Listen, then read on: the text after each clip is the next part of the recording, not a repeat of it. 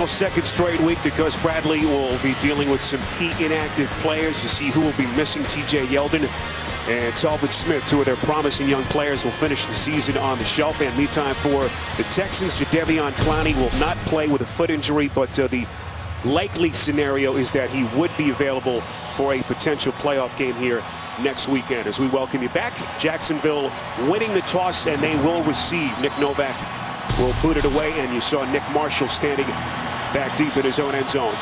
Spiro Dedes, Solomon Wilcots, hard to believe, week 17 as we are off and running here in Houston, Texas. Marshall's going to play it from about a yard deep in his own end zone. Crosses the 20. Marshall, a nice little return up the sideline, and finally is forced out of bounds just short of the 35-yard line, a return of 36. But here comes Blake Bortles, the third-year quarterback. What a season he has had. Certainly some growing pains. Only Tom Brady has thrown for more touchdown passes, and Solomon alluded to these young wide receiving stars that he's had at his disposal. And now today in the season finale, they want to get off to a good start. They've gotten off to a slow start over the last few weeks, have fallen behind on the scoreboard, much due to their own mistakes. So they want to start off crisp and clean, try to put points on the board. First and 10, they'll start from just inside their own 34. Here's Denard Robinson making the start for the injured TJ Yeldon. Minimal pickup. He's tackled by the longtime Patriot, Vince Wilfork. Well, this is the best Jacksonville offense that they've had in the Gus Bradley era. Jeremy Parnell out with a hamstring, so you saw Sam Young making the start. And we just mentioned Denard Robinson making the start today. Third start of the season for him, as he has rushed for just over 250 yards on the season.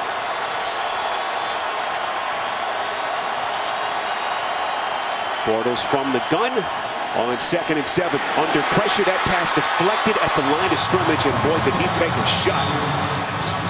The rookie linebacker Bernardrick McKinney, the second-round pick, laying a smack on Bortles. No, McKinney is a big inside linebacker. He's going to come right up the gut. You'll see him come late and then up the middle, right into the face of Blake Bortles.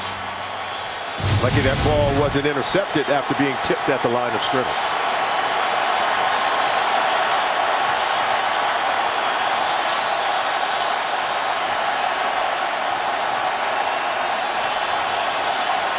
Texans on the best third down defense in the NFL. 3rd and 7, and they get to Bortles again. It's J.J. Watt. Late penalty marker thrown.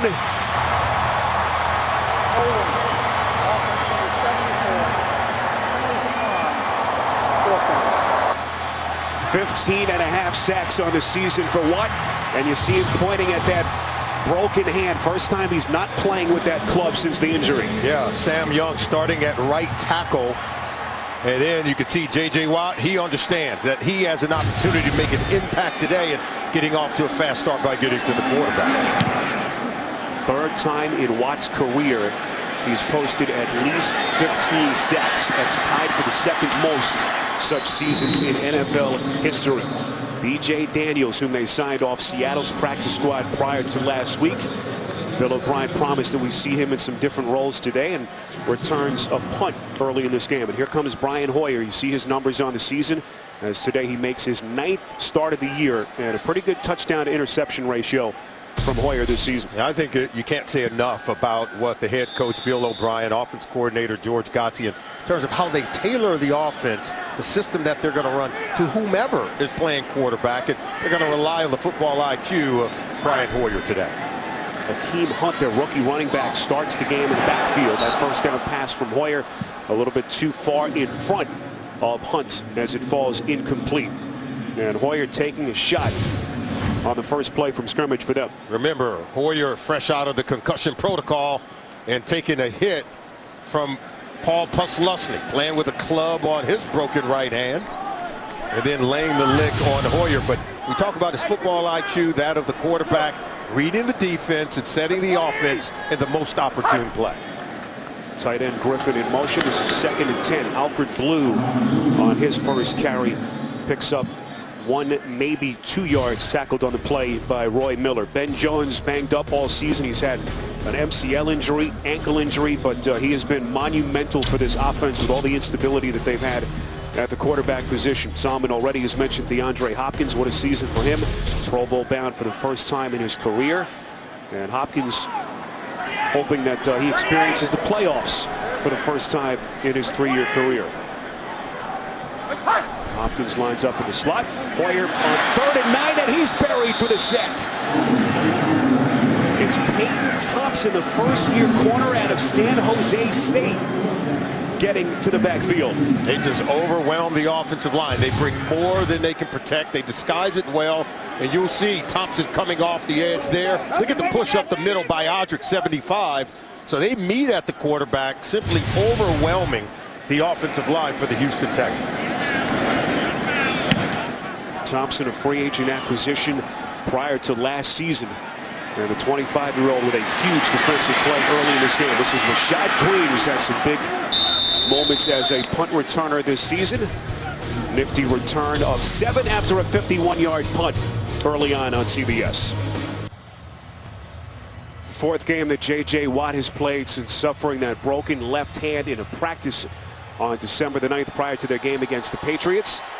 We saw him experimenting in practice on Friday without that club that he's worn since the injury. And so far so good. Had a sack on their first defensive sequence of the game. 1st and 10 from just outside the 40. This is Denard Robinson trying to find a seam up the middle and tackled by the linebacker Brian Cushing.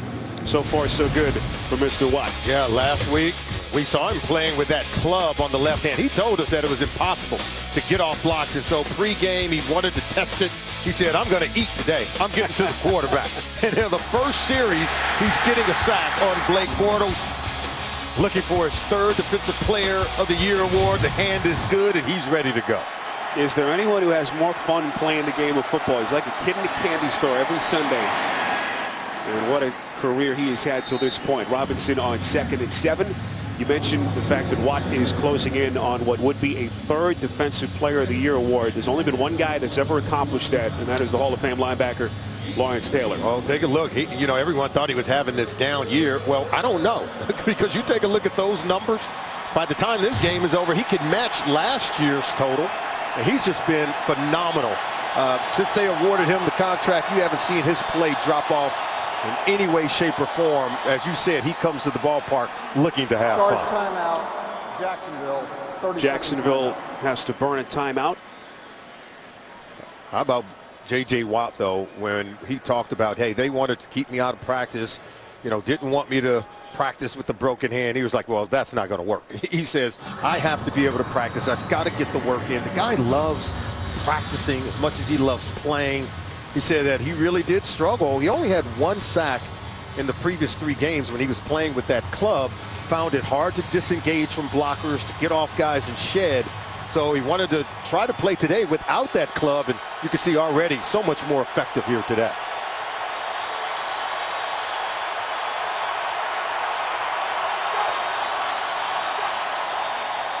Thomas was the man in motion, and then pre-snap movement on the left side of the line of scrimmage. Defense number 59. 5-yard penalty, 1st down. That's their 4th-year linebacker, Whitney Merciless, who's had a career season with his 8th and a half sack last week. Oh, Whitney Merciless, he wants to get his share as well. You talk about the 8.5 sacks. I'm sure he's thinking about getting into double digit. Watching J.J. Watt come off the line of scrimmage on the other side, trying to race to the quarterback. So 1st and 10 after the penalty as they move inside Texans territory. Play action from Bortles on 1st and 10. Has to throw off balance and completes. That's Allen Robinson. Stumbles forward inside the 25, penalty marker thrown. Back at around the 36-yard line, and this one could be coming back. Pass interference, offense number 15. 10-yard penalty, 1st down. So the pass interference against Robinson, that negates a 25-yard catch and run. They're going to say Robinson pushed off at the top of the route to get the late separation against Kevin Johnson, the rookie defensive back. Was able to get open. I can tell you right now, Blake Bortles is having to throw off his back foot. He's not getting a lot of time in the pocket. He was lucky to get that one off without being sacked. Now, looking at 1st and 20, they're going to have to try to eat away at this down and distance situation, so he's not having to throw the ball on 3rd and long. It's a Jacksonville offense that is tied for 10th in the league in points per game, just under 25 per week. Bortles just able to get it off in time on 1st and 20. Finds the rookie Rashad Green.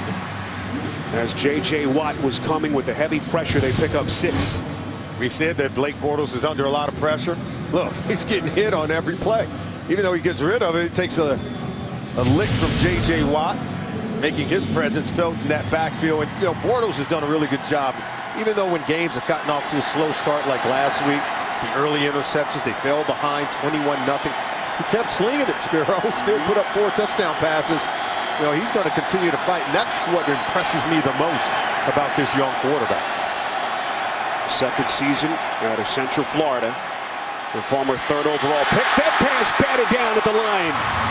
And guess who? It's J.J. Watt. He is wrecking this offense very quickly in this game. Well, that's why he wanted to take off the cast. He wanted to be able to do this. Hit, disengage, rip, get under, get into the face of the quarterback. And J.J. Swat, as he's been known in these parts, getting into the face of the quarterback, knocking down the ball. He's to a point now in his career, he's trying to catch those balls. He's tired of knocking them all down. He actually tried to get both hands up to catch it. We've seen him return those for a touchdown, now forced with a 3rd and 14 for Blake Bortles and company. Bortles from the gun, quick drop, completes. This is Robinson. Needs the 38 for the first down. He's going to be about 3 to 4 yards short after a pickup of 11, tackled by the rookie corner, Kevin Johnson. Wow, you love the pursuit by Brian Cushing as well. Johnson had his hands full trying to haul in the receiver after the catch and run. It looks like 4th and 4. Looked like Jaguars are going to go for it, Spiro. They're right in that kind of no man's land area, just outside the field goal range of their kicker. And why not? Eliminated from playoff contention. We'll see what they've done on 4th down this season as Bradley's going to roll the dice. Bortles pass deflected. What's the signal here? They say incomplete. Nearly intercepted off the deflection. Eddie Pleasant making a diving attempt at the football as they get the Bortles pass again. The 5th pass attempt of the game by Blake Bortles. It's the 3rd time it's been deflected at the line of scrimmage. The NFL on CBS is sponsored by Southwest. Transparency, low fares, nothing to hide. Ram Trucks, guts, glory, Ram. And by New York Life, here to help you keep good going.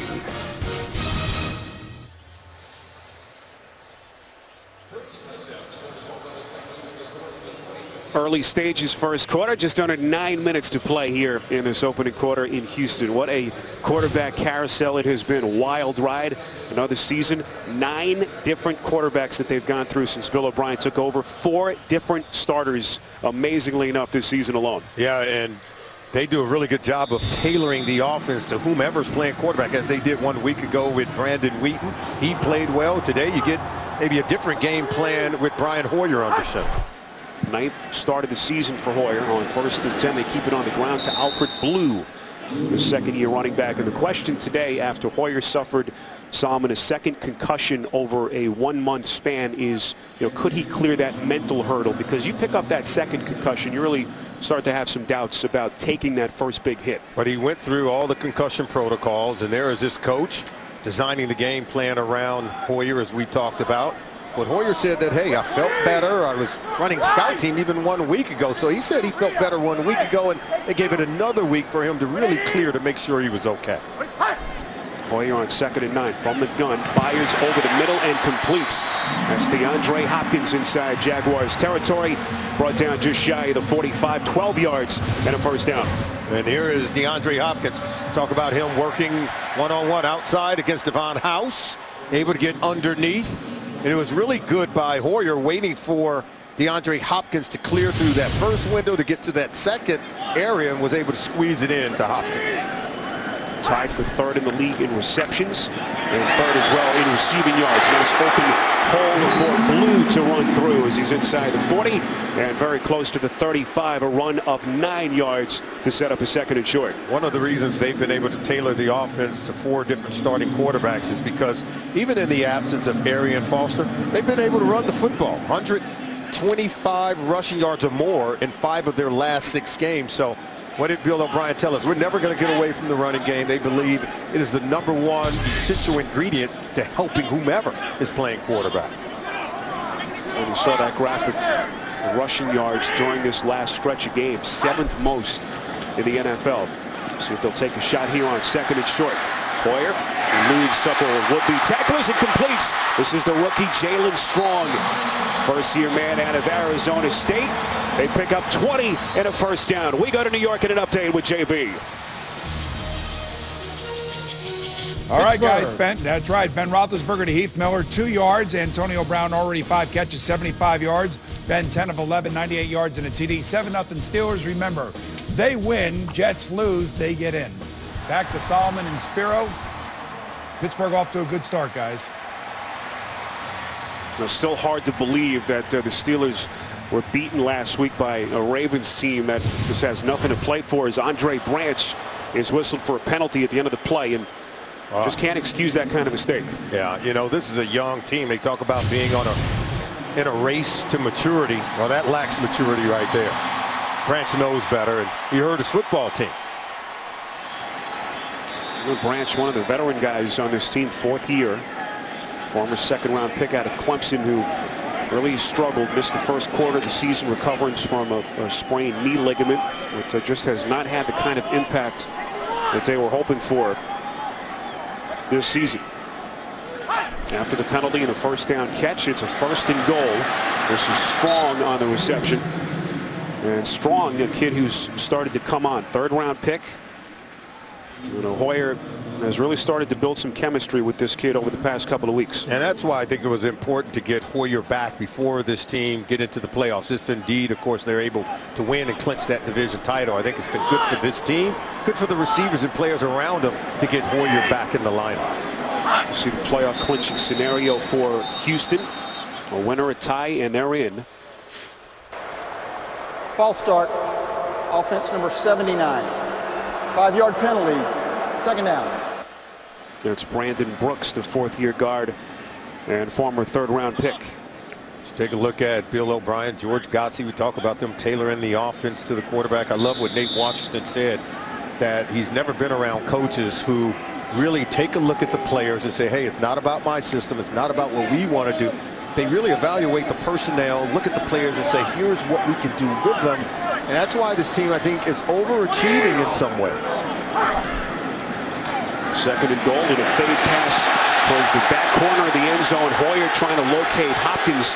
Coverage on the play by House. And those two are going to be battling all afternoon long. Yep.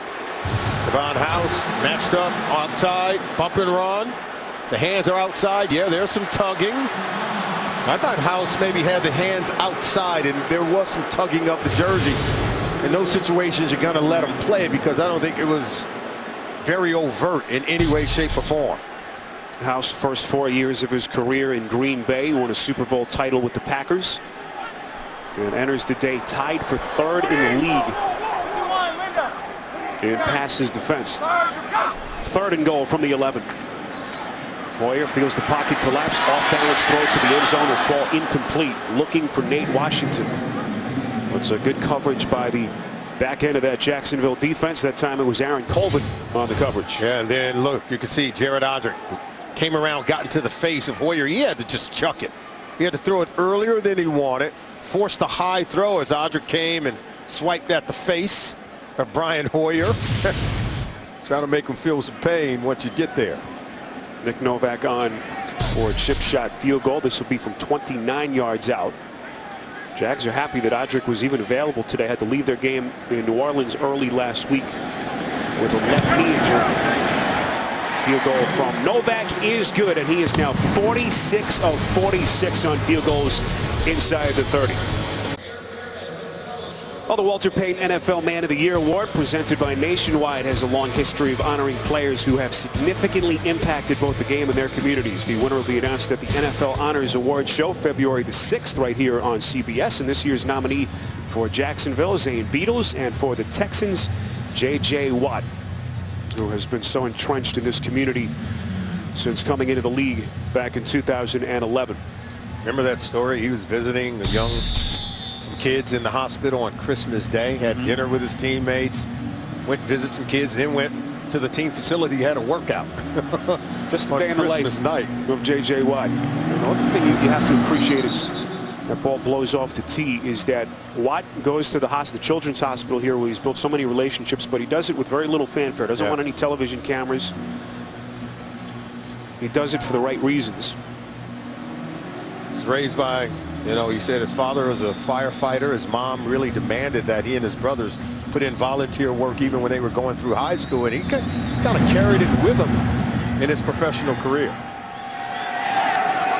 Novak able to get it on the tee. And this is Nick Marshall, who takes a smack just as he crossed the 20-yard line. What a hit by Brian Peters, one of their backup linebackers. You're watching the NFL on CBS.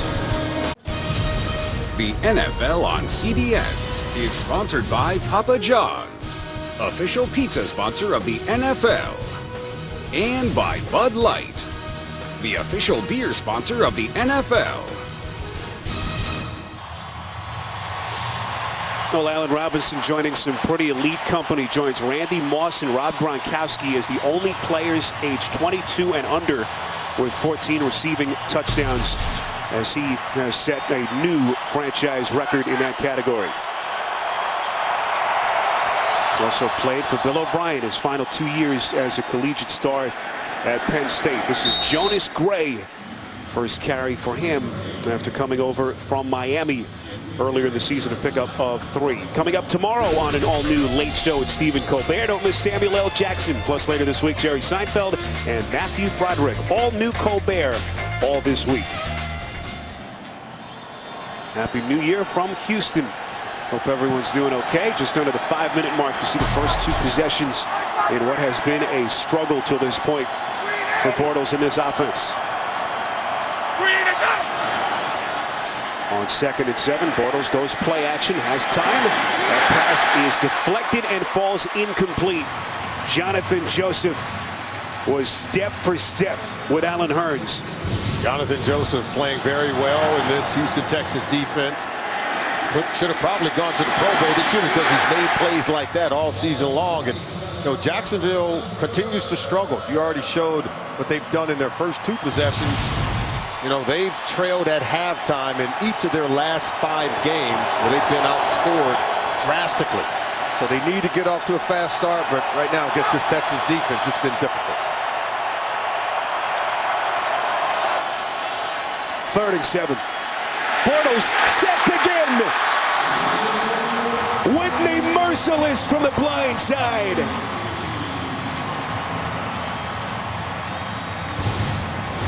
How about this, coming right here against Luke Joeckel, and watch Bortles as he's looking to his right. He senses he's coming, but yet he doesn't escape with a sense of urgency. Just kind of moves away from the oncoming Whitney Merciless, who closes in for the sack. I told you he was trying to equal what J.J. Watt is bringing on the other side.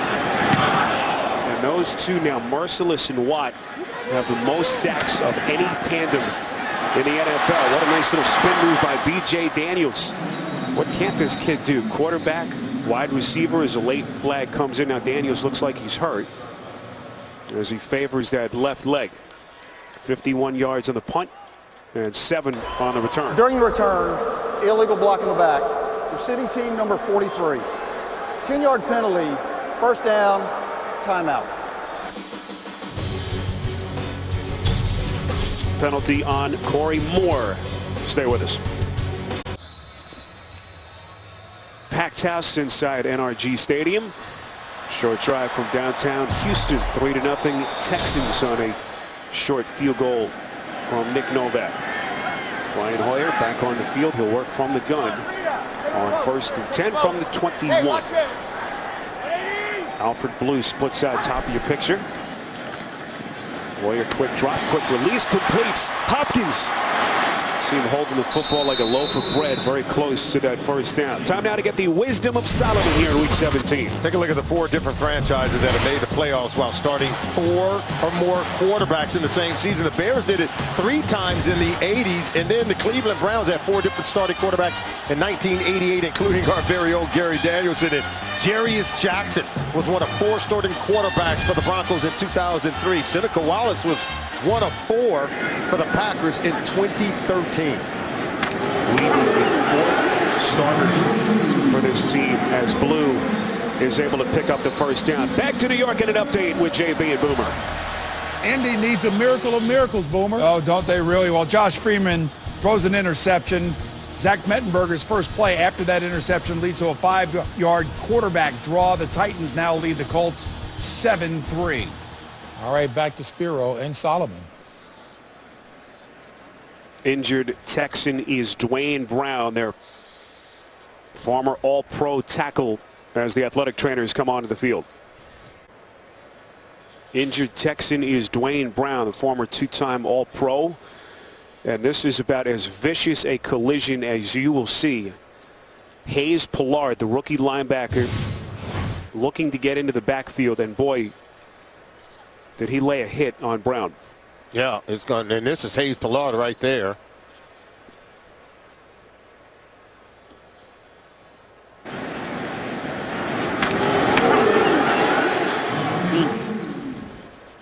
Brown 6'4", over 300 pounds. Pollard making a second straight start for the injured Telvin Smith. Listed at just under 240. And that was an all-world collision between 2 very powerful guys. And almost the entire Houston Texan team out onto the field. That's the kind of respect that Brown has in their locker room. He's been the anchor of this offensive line. You see J.J. Watt right in the middle as they assist Brown. And this obviously looms large beyond this weekend if the Texans are to get into the playoffs. Brown is a guy that they can just ill afford to lose on their offensive line. Yeah, he's a very important part of this football team as well as the offensive line. Hayes Pollard was just doing his job. It was a head-on collision, and the little man won. And that's, you know, football is a point of contact sport. You can only wish Dwayne Brown well moving forward. Well, he's been here a long time, former first-round pick in 08. Only Andre Johnson has played more seasons for the Texans. And now you can just hope for the best. We'll get an update on Brown's status as quickly as we can.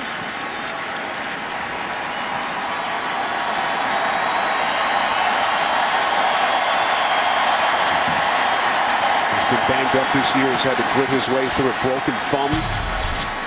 As you see that right leg buckled underneath him. And he's wrapped up as he is carted into the locker room.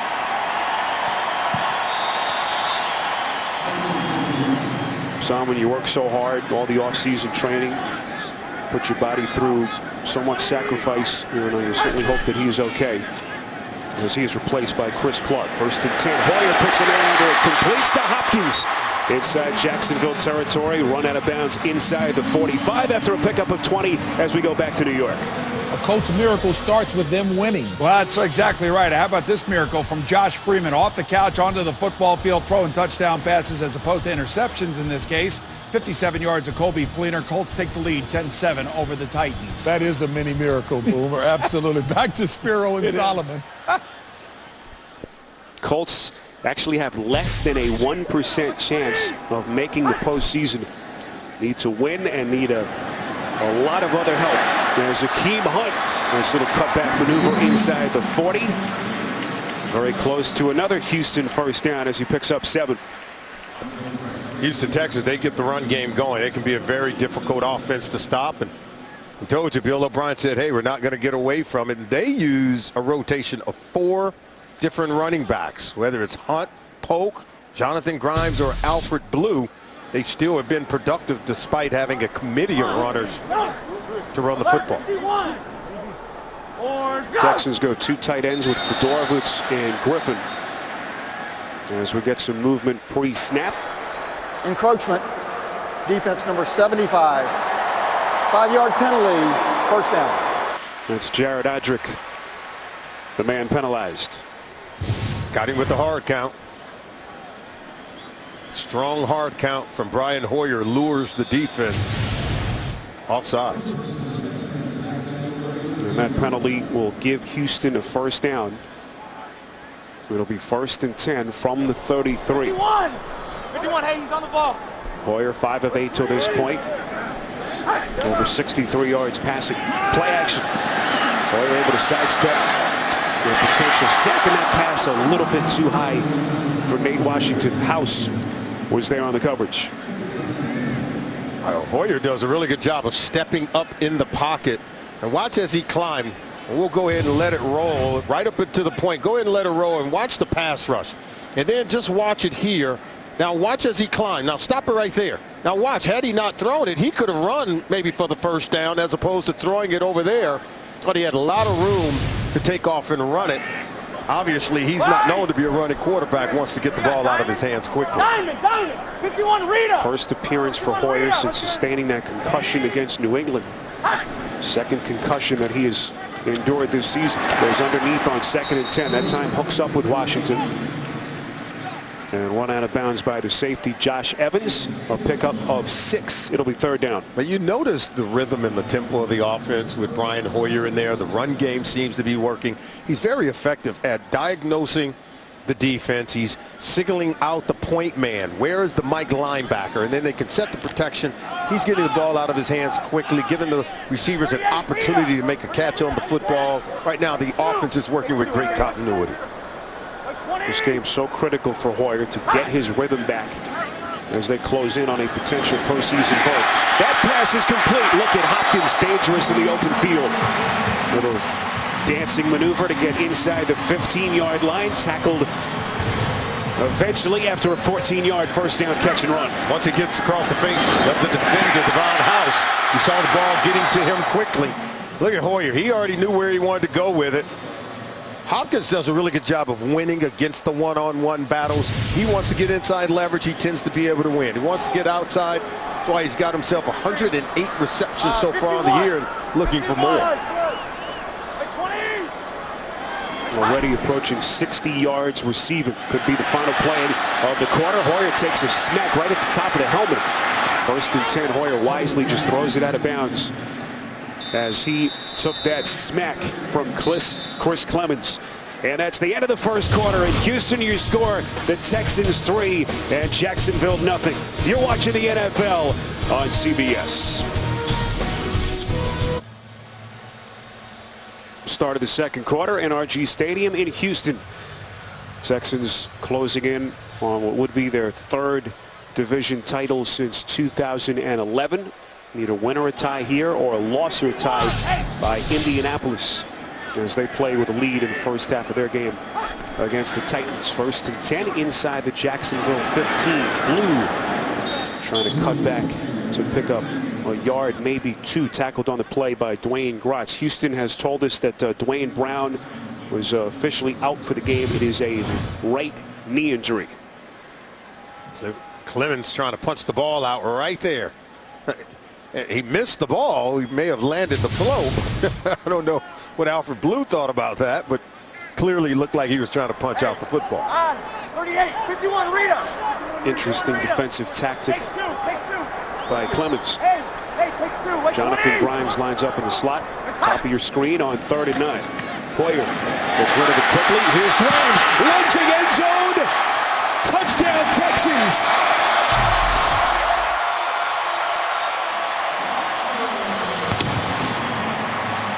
We told you they use a combination of 4 running backs. Alfred Blue is their base runner, but Grimes is excellent coming out of the backfield to the left of the formation. Hoyer hits him quickly before the defensive back, Jonathan Cyprien, could close in, and Grimes able to hit the chalk or the pylon for a touchdown there before going out of bounds. excellent quickness and speed coming out of the backfield. 12 yards on the catch and run. First career receiving touchdown for the third-year runner out of William and Mary, Jonathan Grimes. Brian Hoyer, 19th touchdown pass of the season. And the 38th of his 7-year career. Point after from Novak is good as Hoyer marches him 79 yards. See the scoring drive led by Hoyer. 10 plays, 79 yards. Capped off by a 12-yard touchdown reception by Jonathan Grimes. First touchdown catch of his NFL career. Hoyer trying to fight off the cobwebs after missing the last 2 weeks with that concussion. And starting to get a little bit more comfortable as this first half winds down. Marshall bobbles the kickoff, able to recover and take a knee as Jacksonville will start from the 20. Well, people affected by severe weather and other disasters need your help now. To support those impacted by disasters like the severe weather in Illinois, Missouri, Texas, and countless other crises, you can text Red Cross to 90999 to give $10 to American Red Cross Disaster Relief. We've traveled through much of the middle part of the country, Mid-South and Nashville last week, where they've been dealing with all kinds of extreme weather. Thoughts are with all those people that have been affected. First and 10. This is Jonas Gray, signed off of Miami's practice squad middle part of the season, tackled by Cushing and McKinney. Quarterback pressure on Blake Bortles has been immense. Whether it's the linebackers blitzing up the middle or J.J. Watt coming off the edge and Whitney Merciless as well. So Watt has been in the backfield pressuring Blake Bortles all day. Whitney Merciless has himself a sack, and so does J.J. Watt. This offense right now off to a slow start yet again. 2nd and 9. This is Gray. Rare lane for a Jacksonville runner to fight through, and Gray is fired up. Needed the 30 for the first down as he picks up 8 yards. I just think Jonas Gray gives you a little bit more in the run game than Denard Robinson, who might be maybe a better third down running back for this package, but you can see the rushing yards that he has had. He's had big days in the National Football League where he's rushed for over 200 yards. Get him cranked up, get him going. Goes a long way into protecting your quarterback, Blake Bortles. Third, less than a yard. Clay Harbor, the tight end, lines up as a fullback. Lead blocking for Gray. Needs the 30, and he's got it. Working hard as he gets close to the 34-yard line. Tackled by Demps. 4 hard-fought yards and a first down for Gray. With all due respect to Denard Robinson, you're not getting this from a 195-yard running back. Jonas Gray's 225. Look at him move the pile, push the defender back, makes the offensive line a little bit better. You can see they're able to block and collapse the line down on J.J. Watt, rendering him ineffective. That was Sam Young, their tackle, who's making the start today for the injured Jeremy Parnell. 1st and 10. Bortles again under pressure, somehow escapes. There's a throw across his body, completes. Robinson all the way down to the Houston 30. Tripped up by McKinney, the rookie linebacker, but not before they pick up 36. What a play by Bortles. Now think about it. Bortles has the ability to escape and extend plays. Watt nearly knocks down the ball, and you can see the defender, John Simon, he misses it. And watch the poise as he's able to flip that ball over to Robinson, and then Robinson's going to set sail if McKinney doesn't trip him up to make the tackle. Robinson doing it against his former coach at Penn State, Bill O'Brien. 1st and 10. This is Gray, and he is brought down behind the line of scrimmage by J.J. Watt, who leads all defenders in tackles for a loss this season. He's going to get around the edge of the defense if J.J. Watt doesn't come down from the backside and make this tackle. Jonas Gray's going to look. Jonas Gray ahead of him. He's going to break outside of that if J.J. Watt doesn't come from behind to haul him down. And you can see Jonas Gray got his fingers up, saying just another inch, he would have broken that one for a big gain. 6th play of the drive. This is 2nd and 10. Bortles from the gun, over the middle, completes. That's Hearns. Tripped up right after the catch by Kareem Jackson. after a pickup of 6. Now you're starting to see what this offense for the Jacksonville Jaguars are capable of. You know, Gus Bradley knows he's got a talented young group of players. They're just so young, they get off to these slow starts, but when they get rolling, they're capable of being as explosive as any offense in the NFL. Hearns over 1,000 yards. His 62nd catch of the season. Big play here on 3rd and 4. Watt got a nice jump. That pass broken up. The intended receiver was Julius Thomas. He was surrounded by 3 different defenders. They swarm him and it falls incomplete. Well, it all starts with the pressure, starting with J.J. Watt. Watch him coming off the corner. He's going to pressure and force Bortles step up in the pocket. Bortles wasn't able to get rid of it as soon as he wanted to. And then watch the defenders close in on Julius Thomas. Brian Cushing lays a lick. Good pressure coming from the outside by Andre Hale. 43-yard attempt for Jason Myers, who's had some highs and lows this season. Able to bang it through from 43 yards out and get the Jaguars on the board. The NFL on CBS is sponsored by the Acura Oh What Fun It Is to Drive event. Verizon. Better matters. And by the Home Depot. More saving, more doing. Charlie. Back with you in Houston, and we want to take this opportunity to give a little tip of the cap to our guy Charlie Carlucci, who started with CBS back in 1980. 6 Super Bowls that Charlie has worked over the years. He's worked the Masters every year from '81 to the present, and Charlie hanging it up, retiring after this year's Final Four. Look at that, putting in some work over the years. 6 Super Bowls, 35 Masters tournaments, and all those NFL games. He was getting this done right around the time you came on board, Spiro, when you were 1 year old, right? Charlie, congratulations, brother. You've carried us for a long time, Charlie. Thank you. Well, meantime, they are retaping the left ankle of J.J. Watt. Kind of came up lame at the end of that last play as he continues to put all kinds of pressure on Blake Bortles. So 7-point lead for the Texans, who come in to today with so much to play for, so much in front of them, closing in on a division title and what would be a home playoff game here next week. They can get that with a win or a tie, or a loss or a tie by the Colts. And at last check, Indianapolis was up against the Tennessee Titans in their Week 17 game. There's Brian Hoyer. Marched them 80 yards down the field on their last drive. And now B.J. Daniels, who Brian Hoyer promised we'd see in some multiple looks. Be careful. They say he's their Julian Edelman type of player. He can play wide receiver, but can also throw the ball as a quarterback. Hoyer from the gun on 1st and 10. Completes quickly to Strong. Solomon, what have you seen so far from Hoyer? Well, I think he's looked really good, and he doesn't appear to any worse for wear in terms of having missed the last 2 games. I think George Gottsley's got a good feel for what Hoyer can do, and that is increase the tempo and rhythm of the offense. Great continuity. The ball's coming out of his hands very quickly, and now we got ourselves a wildcat play. Saw this multiple times last week. Daniels taking the direct snap. Former quarterback converted by Seattle to slot receiver this season. Hands off to Polk.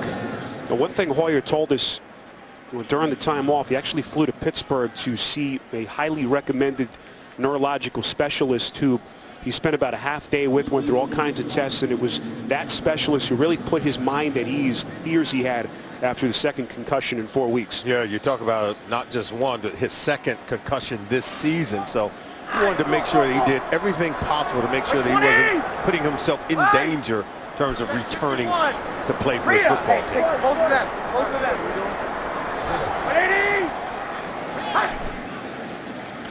3rd and 4. Hoyer's pass will fall incomplete. Trying to find the rookie running back Akeem Hunt. Coverage on the play by Peyton Thompson. And there you can see just, trying to add a new wrinkle to the offense with B.J. Daniels, some wildcat stuff. Kind of took them out of rhythm a little bit there, where the offense had been, I think, in really good sync. They had a great pacing where they had the defense off balance. Maybe trying a few little things there took them out of rhythm. Shane Leckler, who has been doing it for a long time in the NFL, 16 seasons. Here's Rashad Green. As he crosses the 40, takes a hard hit from the back. A return of 19 yards in a 7-point game. Week 17 continues later today on CBS and Fox. Also tonight, Sunday Night Football on NBC. Vikings and the Packers playing for the NFC North Division Championship. We're in Houston, NRG Stadium. Spiro Ditas, Salman Wilcots. Rest of our crew, Ryan Galvin, our producer, Andy Goldberg, our director. 1st and 10. Bortles and company have had excellent starting field position, but that run by Denard Robinson going backwards. Watt and Merciless combined on the tackle. Well, they teed off on this play. And look, they're aligned to the same side. This is how you get the one-on-one for J.J. Watt. You can see he arm over, swim move. He detaches as well as Whitney Merciless. I love the way they move J.J. Watt around. I think it's real critical. And he really is thankful to the way the coaching staff here in Houston are using him. They retaped that left ankle of Watt. Showed no ill effects on that play. 2nd and 13. Robinson trying to get back to the original line of scrimmage. Looked like the football may have come loose. No signal yet from the officials. This would be huge if it's Houston's ball. We talk about slow start Jacksonville has gotten off to. They turned it over early in last week's game. They turned it over again. Well, I'm surprised that they went back to Robinson after Jonas Gray looked so impressive on that last possession. Absolutely, Spiro. Costly. And guess who comes up with at the bottom of the pile? Just has a way of making plays for this football team. J.J. Watt appears to have recovered the ball. You can see Denard Robinson there. The ball is down around the feet, and there's Watt clawing at it, but that ball was on the ground for quite some time.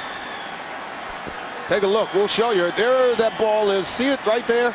It's right in there. J.J. Watt going to come up with it. There it is. Ball at the feet. So many. Certainly not in the possession of Denard Robinson. Robinson making his 3rd start of the season with T.J. Yeldon out for a 3rd straight week. He has struggled in terms of handling the ball, fumbling the ball, getting the ball on the read option from his quarterback, Blake Bortles. They just have to, I think, allow Jonas Gray. Gives them, I think, more power in terms of the run game and certainly more ball security. So after the turnover, a short field for Hoyer and company. 1st and 10. Fakes the handoff to Polk. Football was deflected and actually caught by Xavier Su'a-Filo, their 2nd-year guard out of UCLA.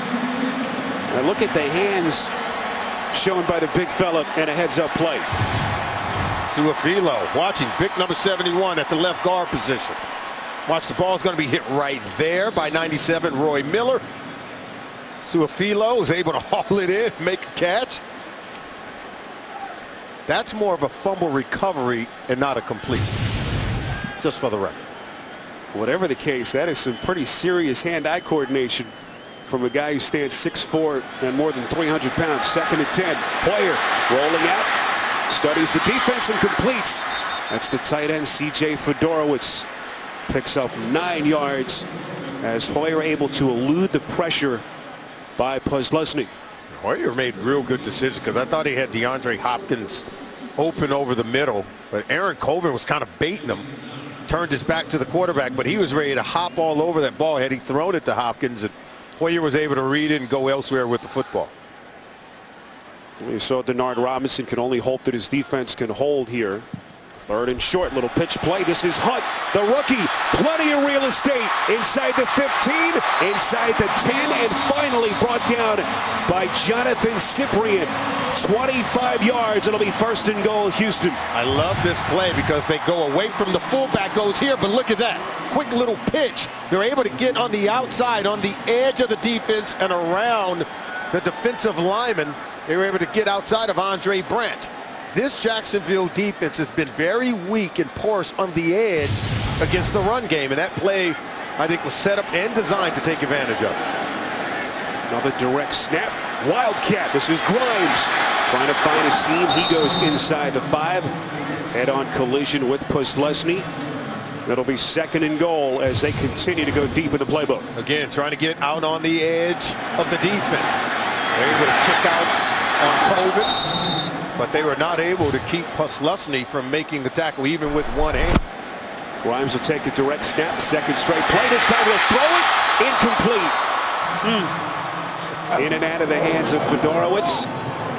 It'll be 3rd and goal. You know, Grimes looked like he knows what he's doing now. Look, vision down the field. Hold it, now throw it. Look, that ball is right there where you want to put it.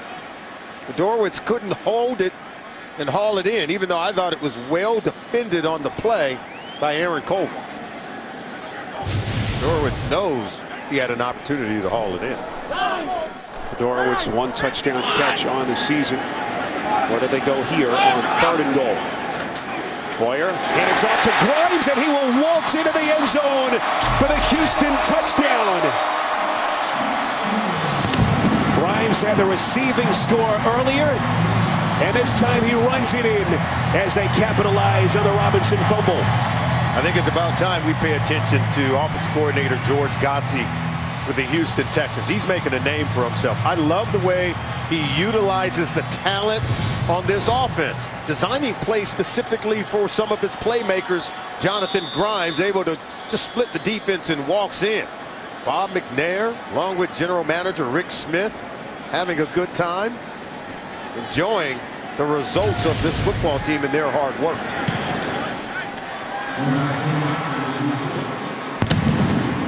Well, it all started with the Denard Robinson fumble. J.J. Watt able to come out of the fray with the football. Gave Hoyer in his offense a short field, and Jonathan Grimes does the rest. It's all Houston. The NFL on CBS is sponsored by Nationwide. Nationwide is on your side. And by Wendy's.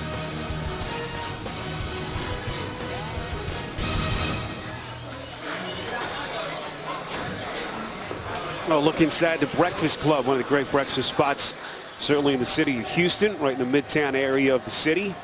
The line routinely around the corner, and a bunch of our crew enjoying some breakfast there yesterday. Love the chicken and waffles. Yes. No, Can't get enough. can't go wrong. Should have had them maybe send some up here at halftime. Probably a little too late for that. 17-3 Houston as we welcome you back. NRG Stadium. The Texans getting a little bit closer to that division championship point. Nick Marshall nearly fumbled the football, able to hold on to it as he takes a couple of hard hits. Crossing the 20. We'll see what the penalty marker is about here. 23 yards on the return. During the return, holding receiving team number 54. 10-yard penalty, 1st down.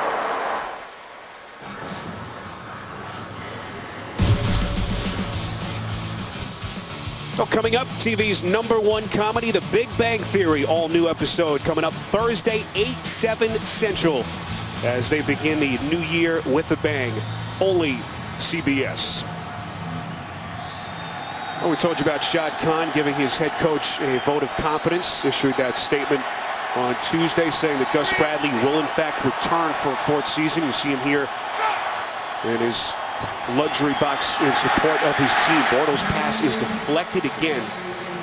That is the 4th deflected pass in 10 attempts by Bortles till this point. But just to get back to Khan, there's so much turnover with head coaches. We already saw Chip Kelly fired. Reports that Mike Pettin is going to be out in Cleveland. It's a rare example of an owner showing patience with his coach. I think he understands the foundation in which this organization is being built upon under Gus Bradley, but he does expect significant progress in the year of 2016. Everyone knows it, and he's helped them to understand what he's expecting. That'll make Khan very pleased. Nice pass by Bradley, finding Robinson for a 1st down. They pick up 22, and as you said, the nucleus that they have, not only offensively, Solomon, but the defensive guys as well. And don't forget about Dante Fowler coming back next season. Yeah, Shad Khan wants to stay the course. And even Gus Bradley says, hey, he deserved results coming up next season. But you're right. They have a young nucleus of players, starting with their quarterback, Blake Porter. Talked about the wide receivers, Hearns and Robinson. And they got some good components to build around. 1st and 10. Quick strike is deflected. Is it picked? Now they say incomplete. Boy, Joseph had it for a beat as he and Jonas Gray battling for it. At the end of that, it was initially off the hands of Robinson as Gray ended up in the vicinity of the play as well. And you talk about it being a game of inches. Look, Robinson doesn't catch it. Nearly intercepted, maybe even should have been intercepted. But look who's trying to pry that ball loose. It's Robinson. He takes the ball out of the hands of Jonathan Joseph, who had that pass intercepted if Robinson didn't continue to battle for it. Robinson playing defense to save the possession for his offense. 2nd and 10.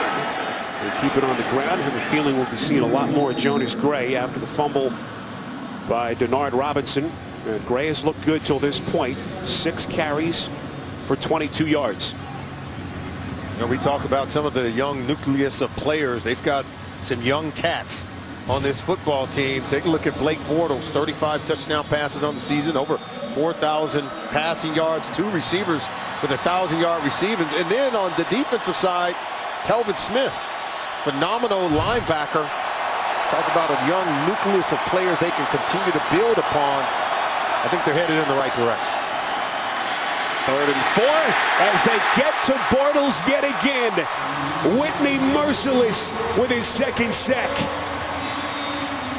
This offensive line is one of the critical areas I think they've got to continue to improve upon in front of their quarterback, Blake Bortles. You know where they need to get better next year? On this offensive line, because this is Luke Jokel getting beat by Whitney Merciless. Been beaten twice now on the day, and they've got their hands full against this group. To me, if you want to get better in this division, you're going to play Houston twice a year. You better be able to block J.J. Watt and Whitney Merciless in 2 games every season. Already the 3rd sack that they have allowed in this first half. There's B.J. Daniels trying to dance across the 15 and then going backwards. Officially, it'll be a 7-yard return. Jacksonville says that they have the football, but Daniels was down by contact after a 56-yard punt. Well, those two, Merciless and Watt, entered the day 2nd most sacks between them of any duo in the NFL, trailing only Carlos Dunlap and Geno Atkins of the Bengals, but a couple of sacks, make it 3 sacks between them today as they now move in front in first place. 26 combined sacks between the two, and they're looking for more. I mean, these guys understand what the numbers mean to be able to sort of cap off the regular season with a highly productive day. They know they're playing up against an offensive line that's pretty porous. They know that Blake Bortles is a mobile quarterback that you have to rush and contain him. But right now, they are demolishing this offensive line for the Jacksonville Jaguars. Injured Jaguar is Peyton Thompson, who made a couple of nice plays early in this game. Clock stopped at 3:17 left in the 2nd as Thompson appears to be favoring his right leg. Now we talk about what's next for Jacksonville. They've got to be able to compete inside of the division. I think it starts with being able to block against some of the premier pass rushers in your division, like a J.J. Watt, Whitney Merciless. Other teams inside the division, whether it's Tennessee, whether it's the Indianapolis Colts, if they're going to make a move, as when we talked to Blake Bortles, he talked about being able to dominate the AFC South moving forward. That's their goal as an organization. I think it starts with being more dominant up front on the offensive line in Jacksonville. Thompson will be helped into the locker room. But people forget, this was a Jaguars team that was still in contention at the 10-week mark of the season. They were 4-6, still very much alive in the division. But so they have stumbled over the last month plus as they've dropped 4 of their last 5 games. They've missed the playoffs for an 8th consecutive season. Alfred Blue, first down run and more, crosses the 20, close to the 24-yard line after a pickup of a dozen. And now you see how Alfred Blue has made a difference in terms of what's asked of him in this offense. Downhill, one-cut running. Look right here, running behind the fullback, able to get it into that next level. We talked about this defense being soft on the edges, where they have given up, I think, a lot of rush yards. The teams are running to the outside or off the edge in the perimeter of the defense. Play action set up nicely by Hoyer. Pass for Hopkins is low and incomplete. Devon House was right there in coverage. Hoyer wishes he had that one back. Just making a better decision. Didn't it appear that he had a receiver open to that side of the field, even though the protection was pretty good. Excellent balance in terms of running and throwing the football.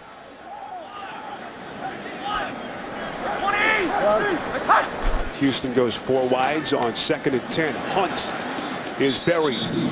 Aaron Colvin, who has spent a lot of time in opposing backfields on the season.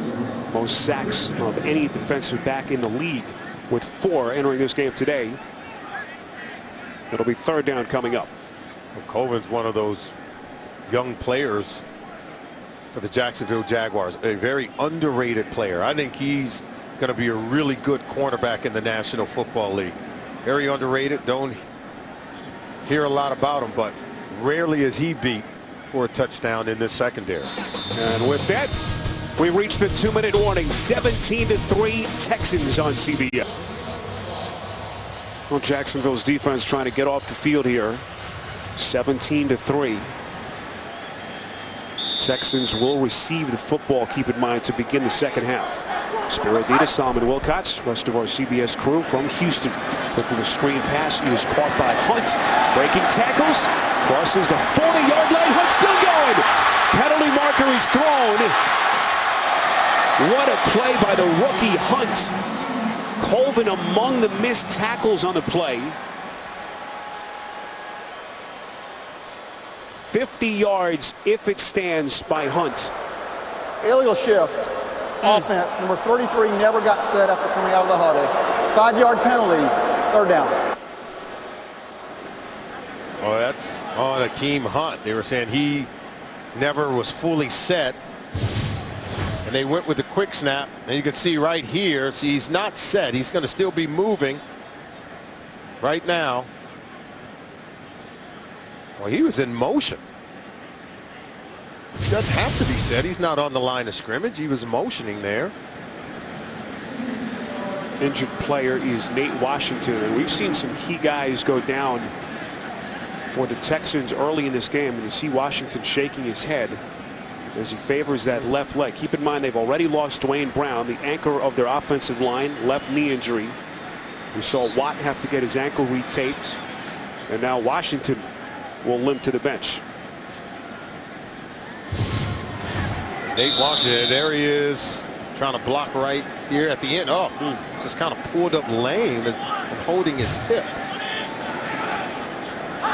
Get an update on Washington as quickly as it is relayed to us. 3rd and 19. Rams just trying to pick up some positive yardage for their punter Shane Leckler. Puzlesny on the tackle as Jacksonville is going to burn his first time out. He wasn't going toward the line. Jacksonville burning a timeout. We'll get the football back here with some pretty good time on the clock. Leckler's punt is going to be played by Green from his own 25. Green finds some real estate and then stepped out of bounds right around the 40. And decent starting field position for Bortles after a 13-yard return. Coming up, the Verizon halftime report from New York. JB and the guys are standing by. They'll take you around the league. Some interesting first half scores to tell you about. All coming up next on the Verizon halftime report. And now Nate Washington, it looks like, will be escorted into the locker room. And we're checking the left leg of Washington, and they'll take a closer look inside. Jonas Gray, lone setback. Bortles from the gun.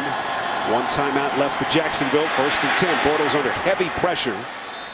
It was coming from Whitney Merciless, who has been relentless in this game already with a couple of sacks. Well, we talked about how he and J.J. Watt are just overwhelming the defense.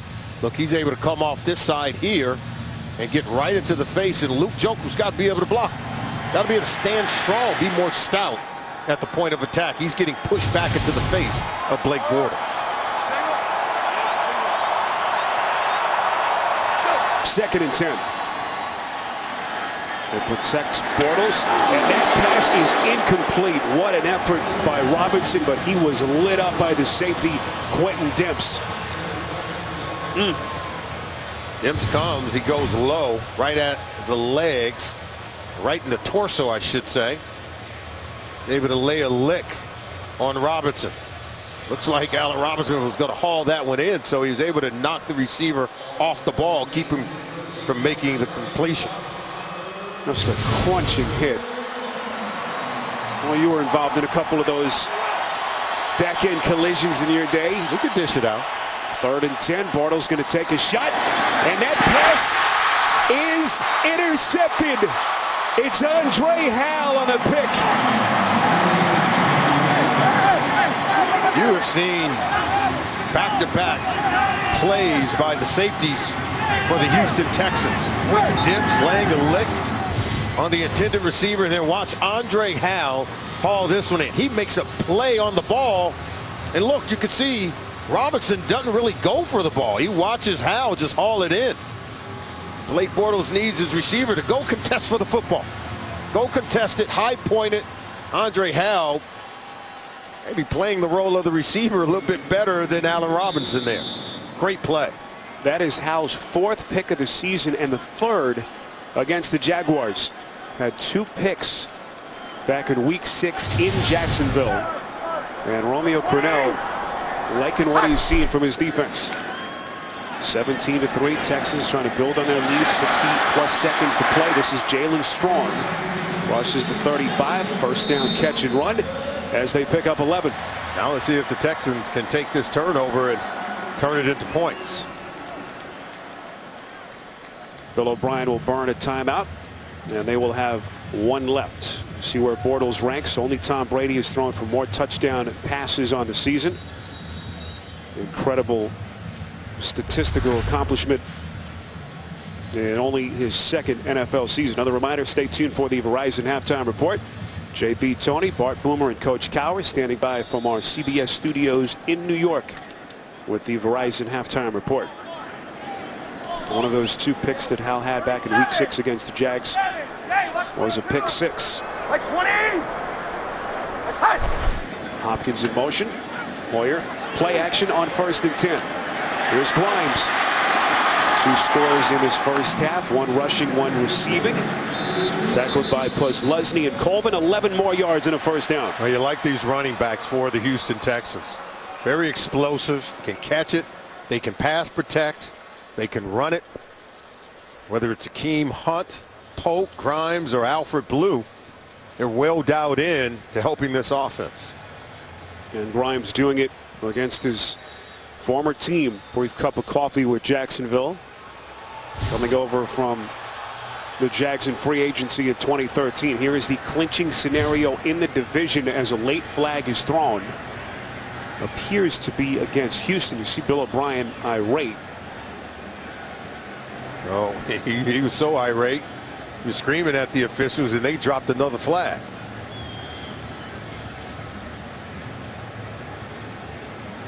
And now he is passionate, boy. He is seething. And we told you about O'Brien's nickname going back to his There's New no England foul for days. unsportsmanlike conduct. First down. What they call him again? Used to call him Teapot. Never knew when he'd explode, and boy, he's doing his best to try to compose himself here. There he is right there. Look, he is very upset right there. There you see the flag thrown. Now, I have no idea what he's upset about. O'Brien going to continue to try to calm himself down. 1st and 10 from the 47. Texans are out of timeouts. Hoyer, off balance throw intended for Grimes and incomplete. It was Clemens and Odrick applying the pressure. Now the Houston Texans, again, no timeouts. Now they've got to make good decisions in terms of where they're going to throw the ball outside the numbers, where the receiver can make a catch, get out of bounds to stop the clock so they could try to set up for a field goal. 2nd and 10. Hoyer over the middle. Can't stop the clock here. First catch by the tight end, Ryan Griffin. They pick up 12 and a Houston first down. Hoyer quickly gets to the line. He's going to actually throw the football, completes to Hopkins. And now a flag is thrown. Was everybody set? Devon House, the man on the coverage. Humphreys, number 12, not set. Hoyer even faked him out when he was doing that spike move, like I'm going to spike it, stop it. DeAndre Hopkins knew what was going on, but maybe the other receivers didn't. Prior to the snap, false start on the offense. They did not get set prior to the snap. By rule, it will be a 10-second runoff. The game clock should not have started. It should be 35 seconds. 10-second runoff. It should make it 25 seconds on the game clock. Take a look at the receivers down at the bottom. There's Mumphrey. See, he's still moving. He wasn't quite set. They want him to be set for a full, complete second prior to the ball being snapped. And you heard about the 10-second runoff as well. So the game clock at 25 seconds. There's some precious ticks coming off the clock. Hoyer has to be very careful here, trying to get his team in field goal range with no timeouts left. Hoyer on 1st and 15, going to sling it, and that one was nearly picked. Jonathan Cyprien had it go off of his fingertips. Hoyer looking for the rookie Mumphrey. Yeah, Mumphrey coming across the middle, and watch, he's going to just like glance the ball, but there you see Cyprien's got to make that catch. Get his defense off the field, take away this opportunity from the Houston Texans.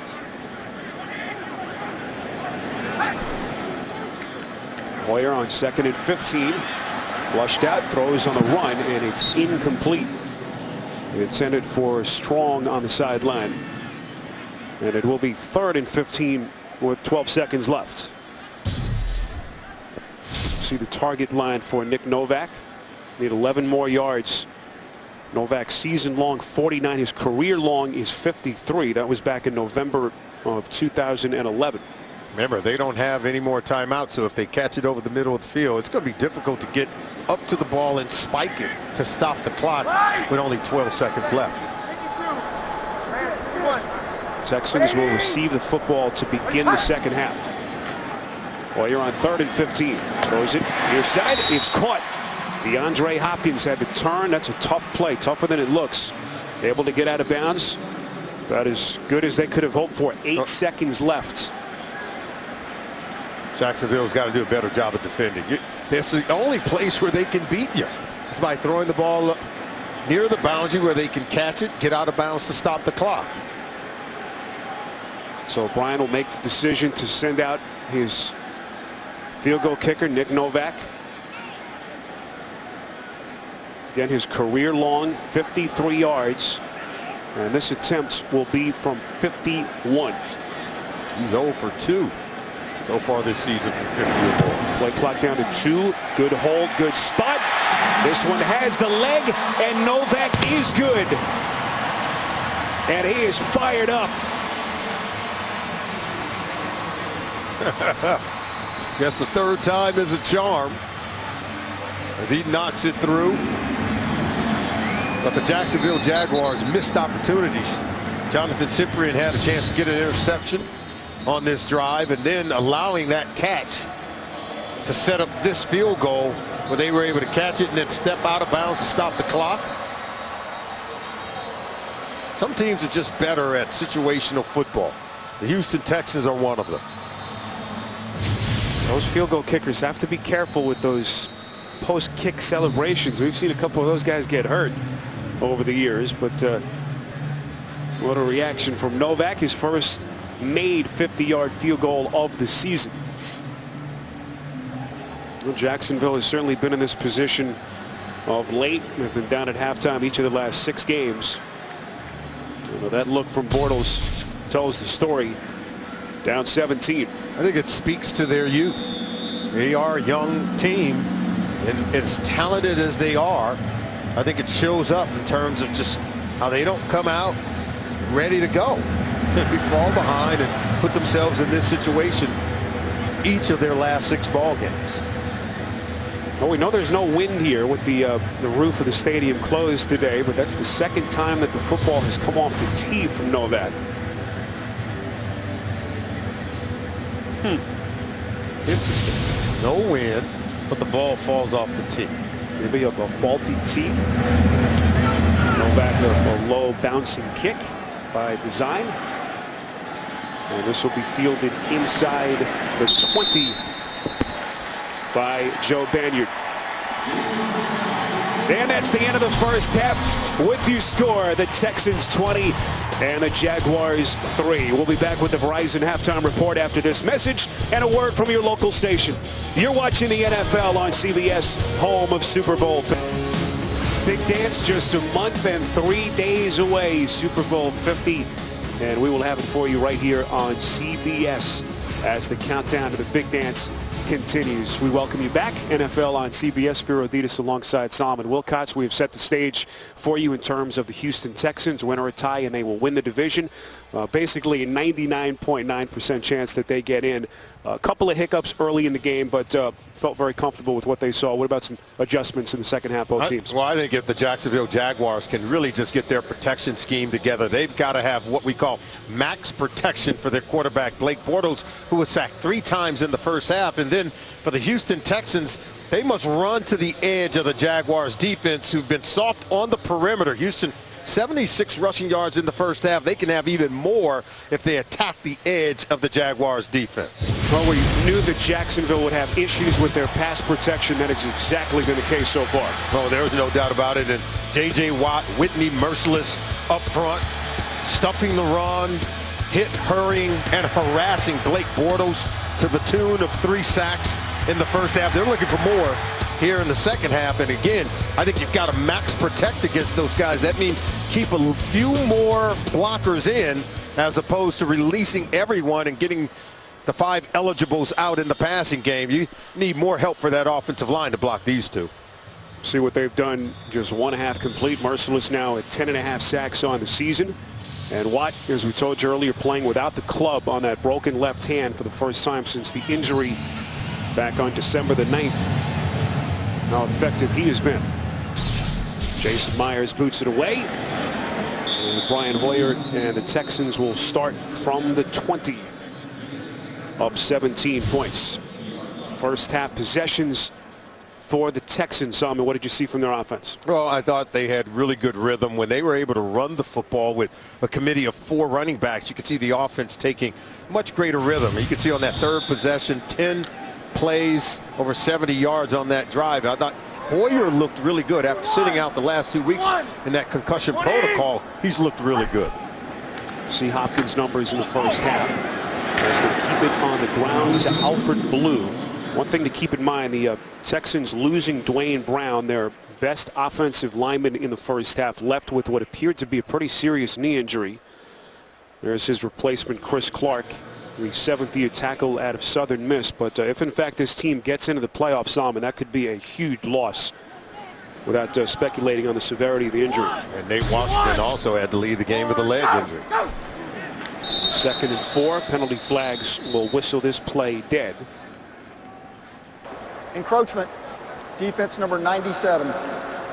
5-yard penalty, first down. And it's Roy Miller, who's had a solid season for Gus Bradley in this defense. Hoyer does some of these little things, as you saw with the hard count to pull Roy Miller off sides into that neutral zone. But Hoyer does so many of the little things very well. Doesn't turn the ball over, controls the tempo and pacing of the offense. And then that hard count has really been tough for the Jaguars today. Here's Blue. We asked Hoyer about what this second experience was like, and one of the things he did, he actually bought a hyperbaric chamber, spent about $20,000. He says he has it in his bedroom here in Houston. It's a 10-foot long plastic chamber that he sits in.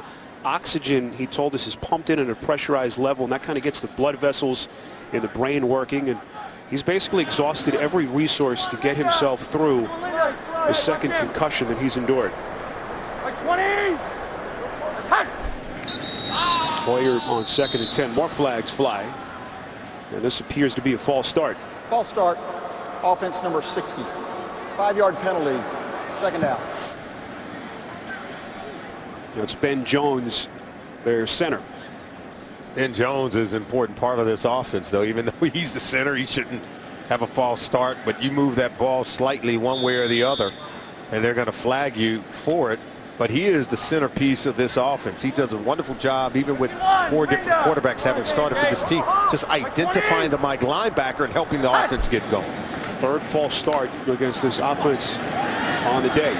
Alfred Blue on the little underneath screen.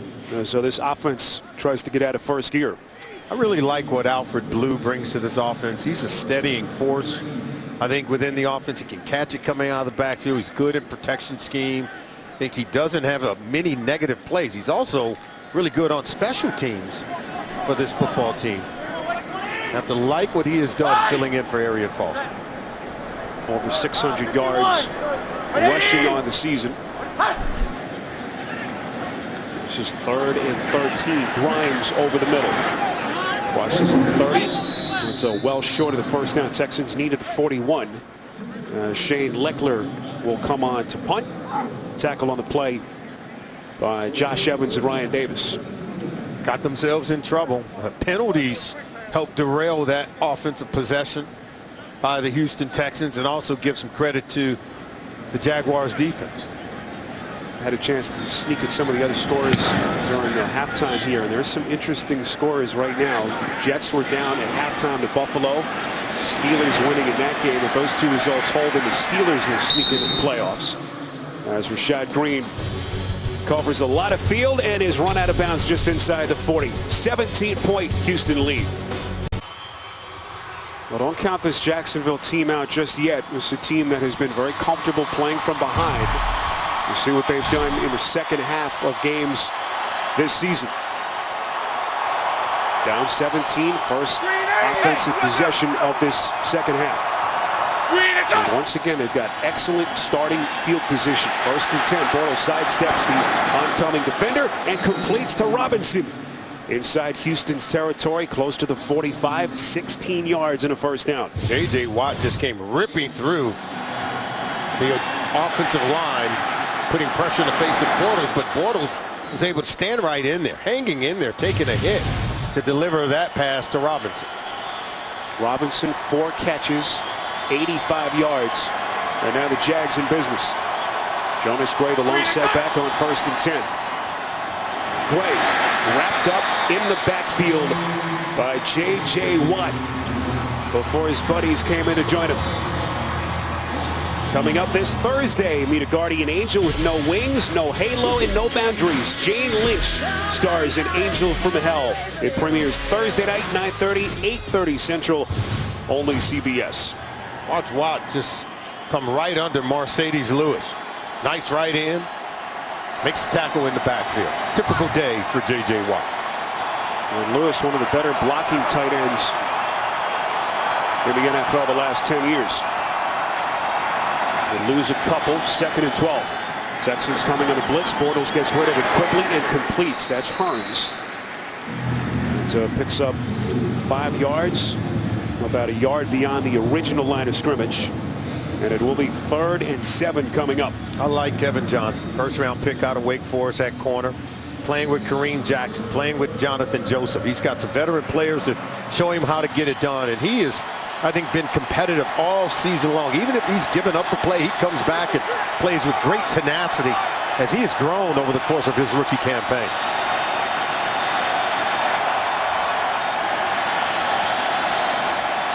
Bortles on 3rd and 7. Football comes loose. Bortles able to fall on the football. There's a flag thrown. Merciless, the man who jarred it loose.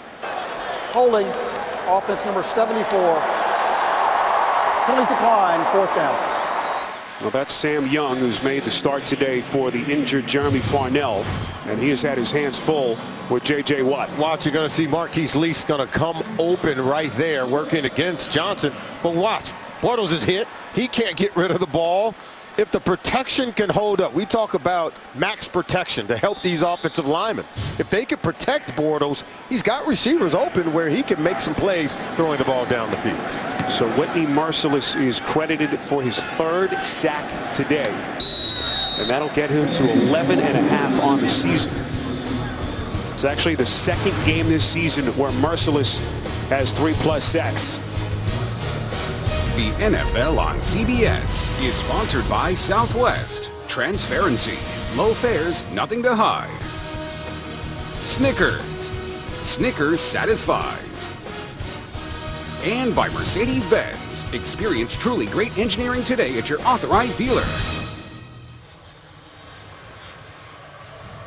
Texans, 2 all-time playoff appearances.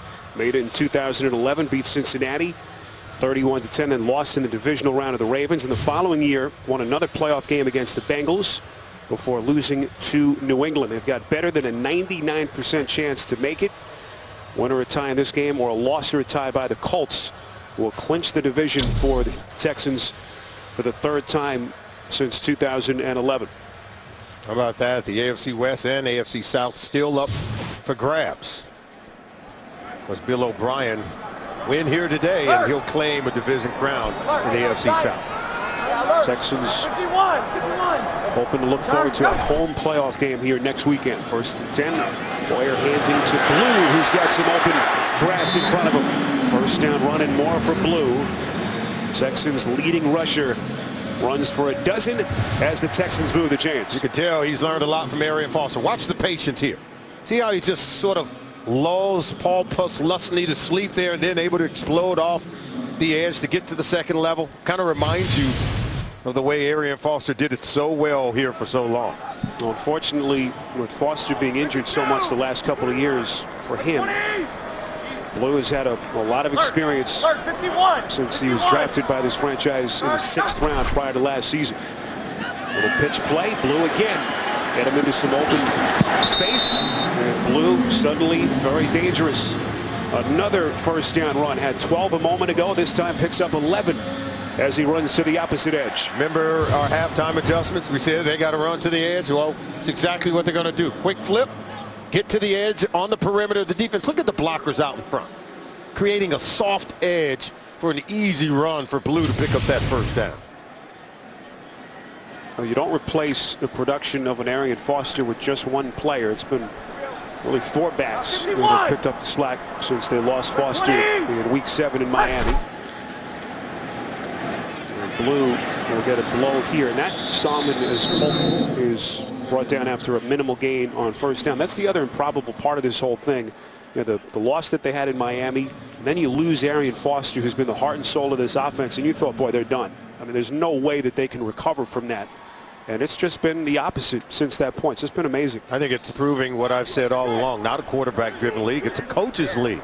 Good teachers, coaches understand how to tailor it to the players you have to help the players still play at a very high level. That's what's happened here in Houston. 20.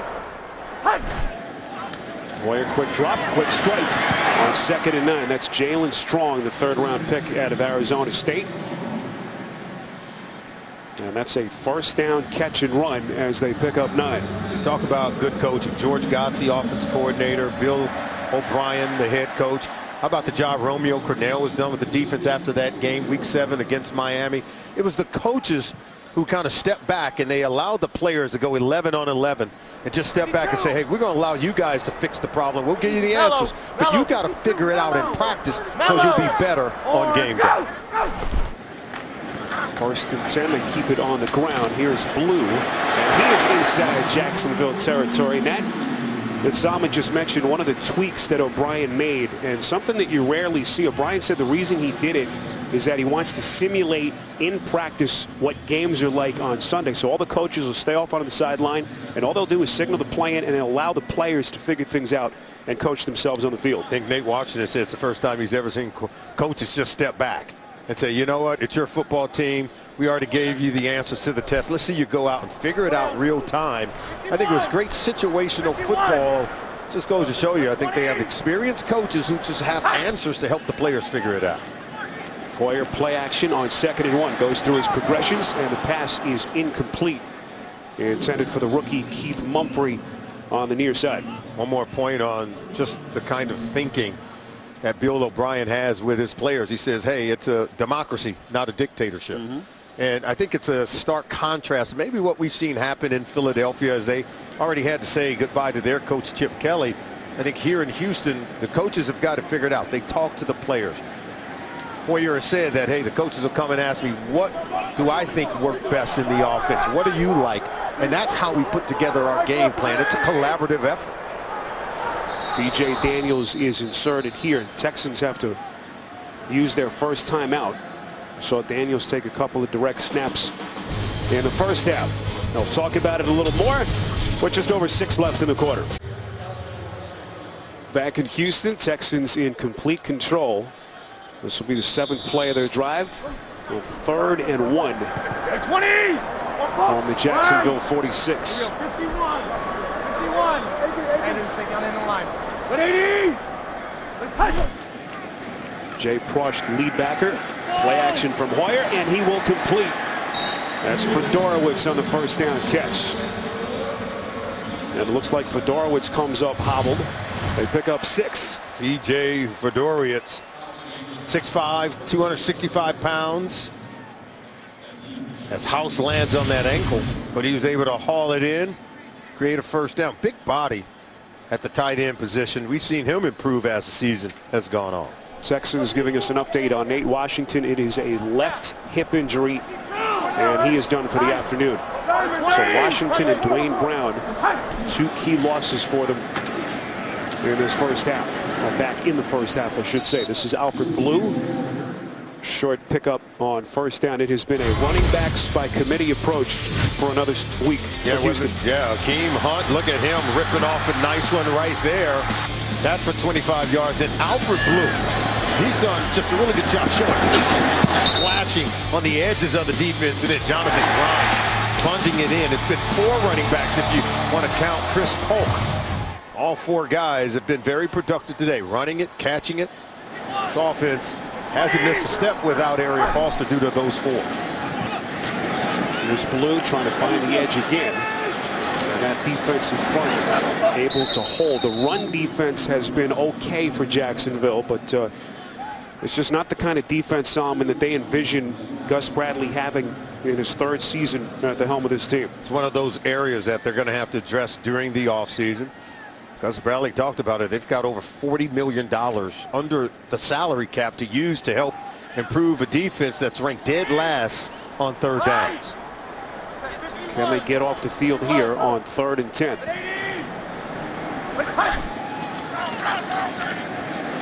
Hoyer pump fakes, completes. That's the tight end Griffin.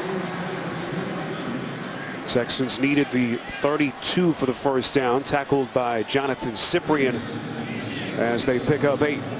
No, Ryan Griffin's one of those talented tight ends. I think he could be a really good player.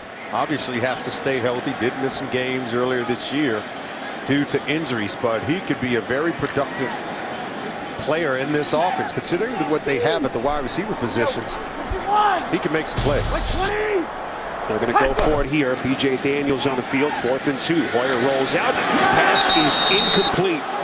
Off the hands of Chris Polk. Nice defensive recovery by Devon House. Able to jar it loose. So Jacksonville will take over. Turnover on downs. Stay with us. The NFL on CBS is sponsored by T-Mobile. Ditch your carrier and switch to the Un-carrier. And by Geico. 15 minutes could save you 15% or more on car insurance. Nice way to spend a Sunday afternoon. The ice skating rink at the Houston Galleria, not far from where we are here in Houston, Texas. We told you about Blake Bortles. 35 touchdown passes. 10 different passers have done that this season. First time in the 96-year history of the NFL. As Solomon pointed out during that timeout, Matthew Stafford joining that group earlier today. 1st and 10. Bortles trying to go underneath to the tight end Julius Thomas, who has been shut out till this point. It falls incomplete. Jacksonville offense continue to struggle today. They've got no rhythm. Barely over 100 yards of total offense so far in the ball game. This is where they normally start to become much more productive, but first they got to block J.J. Watt and Whitney Merciless. Jonas Gray, the long setback. Can Jacksonville make a second half push? Gray. Well, one thing he's done, he's been able to break the initial tackler till this point. Finally brought down by Watt and Kareem Jackson. Well, coming up the night before Super Bowl 50, the NFL salutes the best players and plays of the season in a primetime star-studded football and entertainment special. NFL Honors coming up Saturday night, February the 6th, and we'll have it for you right here on CBS. Just over a month away, hard to believe, Super Bowl 50 out in the Bay Area in California. That pass through the hands of Hearns. Texans say it's a live football. No signal yet. And now they say incomplete pass. Took them a while. Yes, it did. they all were standing around watching like the rest of us. Kareem Jackson trying to run it in. Jonathan Joseph was there on the tight coverage against Hearns, and boy, you said it earlier, Joseph snubbed by the Pro Bowl voters. What a season he has had for this defense. And now there's a restless crowd here because what constitutes a catch? Catch, control, and a football move. That was a football move, I can tell you that. Now, as to whether or not he had control of it, we need a better look. But remember, initially, the officials didn't make a ruling. And then later they said, okay, it was incomplete. That the receiver caught the football and fumbled. Timeout. What's the ruling? See, we need to know. I believe the ruling was it was an incomplete pass on the field. This will be interesting because keep in mind Jackson returned the football into the end zone. They'll take a look upstairs. Stay with us. All right, a lot of different elements to keep in track here. Call on the field, incompletion. Kareem Jackson returned it. There was a whistle that was blown on the return. Let's bring in Mike Carey, our officiating expert. Mike, take us through this play. What are they looking at? Now, so what they're looking at on the field is control 2 feet down clearly and maintain the ball long enough to become a runner. The ruling on the field is incomplete, and there's not enough evidence to show that there was really true control 2 feet down. The receivers in the attempt. After review, the ruling on the field stands. 4th down. Houston is charged with their second timeout. So, Mike, you're saying is because they really didn't have an understanding, a clear view of it, they're just going to leave it as stand on the field. No, there's a clear enough view, but there wasn't enough evidence to either confirm or reverse it, because in that whole process, did he have control or did he not? And the ball was stripped so quickly. Stands was the best call. All right, Mike Carey, our officiating expert all over it from New York. So the call on the field stands. And Jacksonville able to dodge a bullet. This is B.J. Daniels. He has been beaten up today on those punt returns as they bring him down just outside the Houston 10.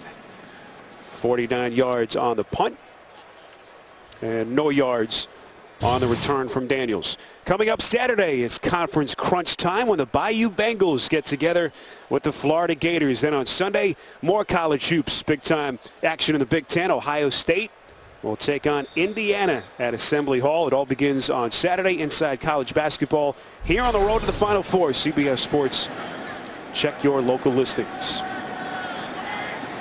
Here's Brian Hoyer back onto the field. 17-point lead for the Texans with under 3 minutes left in the quarter. That pass deflected off the hands of Hopkins and intercepted by House. And that is the play that Gus Bradley needed from his defense. House. Right place, right time. He returns it 15 yards. Wow, this ball is thrown hard and high, right behind DeAndre Hopkins. He couldn't haul it in. All he could do is get a hand on it, couldn't stop it, and then see it's high and outside behind him, and then it's just waiting for Devon House to scoop it up. And that's what we teach in the secondary. You intercept all tips and overthrows. House did it right there. House with his career best 4th interception on the season. And this game just gets a little bit more interesting with that pick.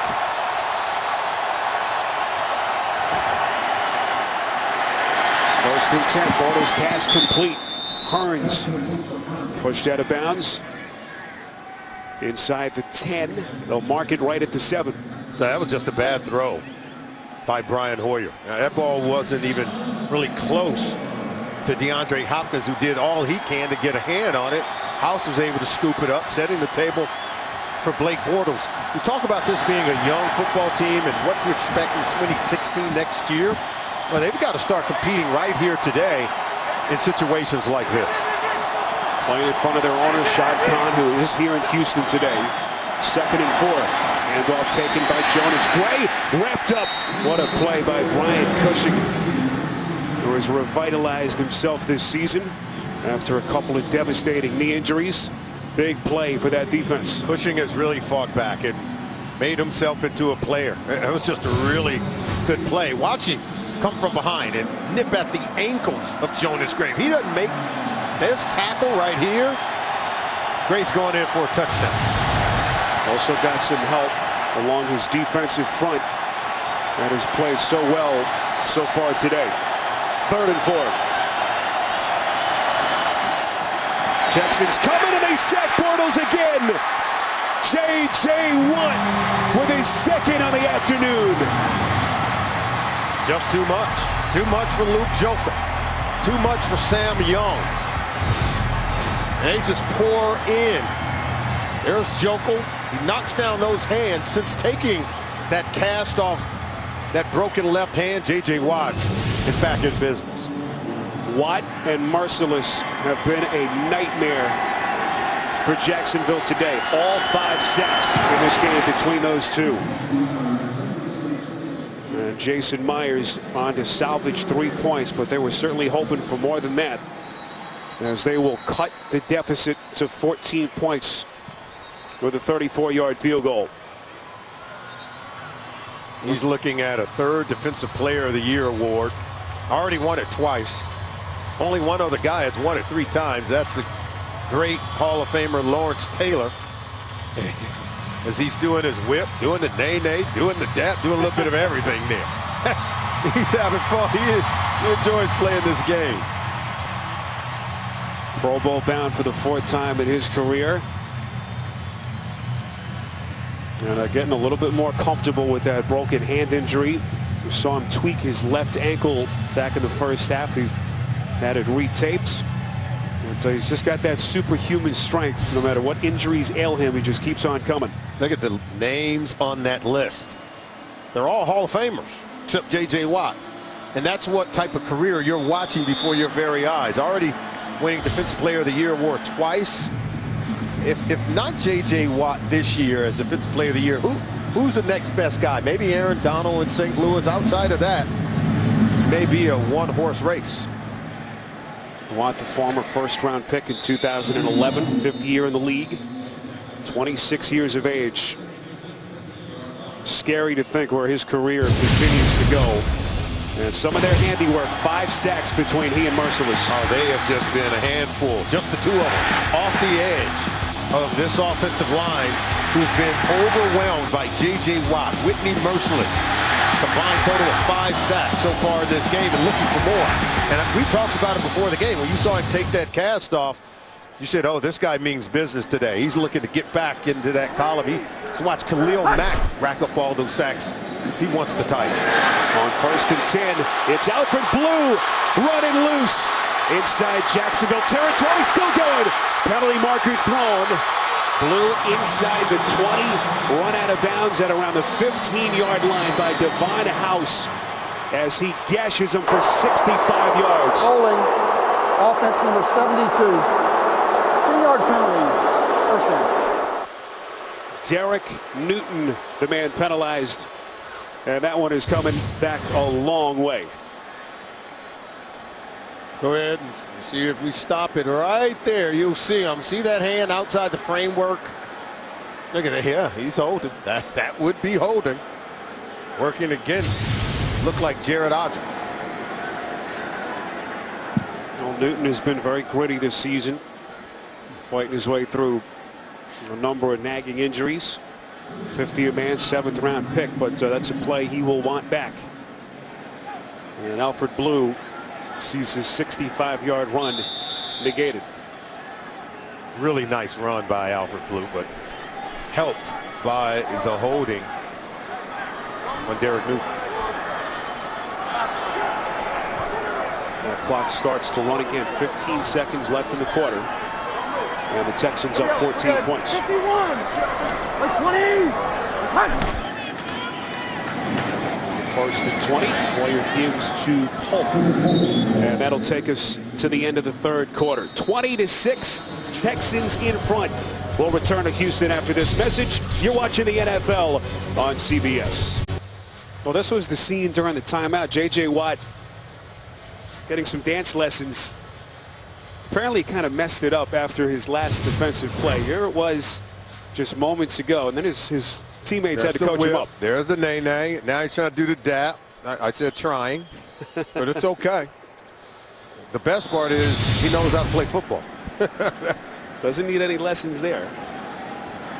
It's a couple of sacks for Watt. And 5 sacks for this defense. Rita, hey, watch him. So this point, still a full quarter left to be played. 20-6 Houston. A team in control of its own destiny, trying to win a division championship for the first time since 2012. Hopkins on the catch. And it's his 6th of the afternoon, 13 yards to set up a third down. Needing to get this passing game in rhythm as they get ever so close to clinching a division title. Last time he tried to get it over to DeAndre Hopkins. The pass was tipped and then intercepted, but getting back in rhythm there. Hoyer from the gun. Griffin in motion on 3rd and 5. Hoyer gets rid of it quickly, and that pass is caught. Griffin, was he touched? Now they'll mark him down at the spot as they pick up 7 and a first down. Boy, Hoyer put it really the only place that Griffin could have caught it. What a catch. Oh, he said Ryan Griffin is a talented tight end. Big framework. Look at the pass catching radius outside of the long arms of Jonathan Cyprien. Griffin able to haul it in. This was an offense that really did not utilize the tight end at all over the first 9-10 weeks of the season. Griffin hurt his MCL in his knee week 1, missed 9 weeks, but has been a welcome addition False since. start. Offense number 60. 5-yard penalty, first down. That is Ben Jones on the penalty. 4th false start against the offensive line today. Ben Jones, you know, he's a talented player, but see why he can't flinch. Next time he moves, the ball's got to be snapped, but you can't do that. You can't pump fake. Only in basketball is that allowed. Jones, the former 4th-round pick, 4th season out of Georgia. Like 20. So 1st and 15 after the penalty. Couple of fake handoffs, and now the underneath screen to Akeem Hunt. And look at Hunt break tackles. Spins inside Jacksonville territory. 28 yards on a pretty catch and run for the first down. Hunt had a run play of 25 yards earlier, but watch this. He'll just slip out of the backfield. Nice little screen. He'll be patient. Look at the block by Brooks right there. Blocking on the edge by DeAndre Hopkins. And a nice ball handling in the fake by Hoyer. Pass rush closing in, then he flips it over to Hunt. Did not make his Houston debut until week 11 against the Jets. First down run, Blue taking on tacklers. Down to the 34-yard line. Blue picks up a dozen and another first down. Jonathan Cyprien, number 37, is the safety dropping in the box. Wow. Alfred Blue lowers the boom on Jonathan Cyprien. The low man wins. Good pad level. Same foot, same shoulder. Watch this. That's where the power comes from. And Jonathan Cyprien, you're talking about one of the hardest hitting safeties in the NFL, but he was on the receiving end that time. And now this Texans running attack, Solomon, really just starting to wear down this defense. Offensive line doing a really good job, even without Dwayne Brown, who left earlier in the game. And we talked about the 4 running backs in this offense and how good they have been. 125 rushing yards or more in 5 of the last 6 games, and even over that again today. And they've been able to run that clock here in the second half. See the discrepancy in plays run since the intermission. Trying to build on a 14-point lead. This is 2nd and 8. Hoyer, play action. Sets up a deep pass going end zone. Hopkins caught it, but he was out of bounds. Beating House with that right foot coming down on the chalk. Look at the pressure on Hoyer. He stands in and takes it. Takes the hit. And normally DeAndre Hopkins stays in to get this one. He knows he drifted out. Kind of lost his place on the field, trying to just making sure he hauled in the catch. And now he's upset because he knows he let one get away. Hopkins, very talented receiver, has emerged as one of the best in the league.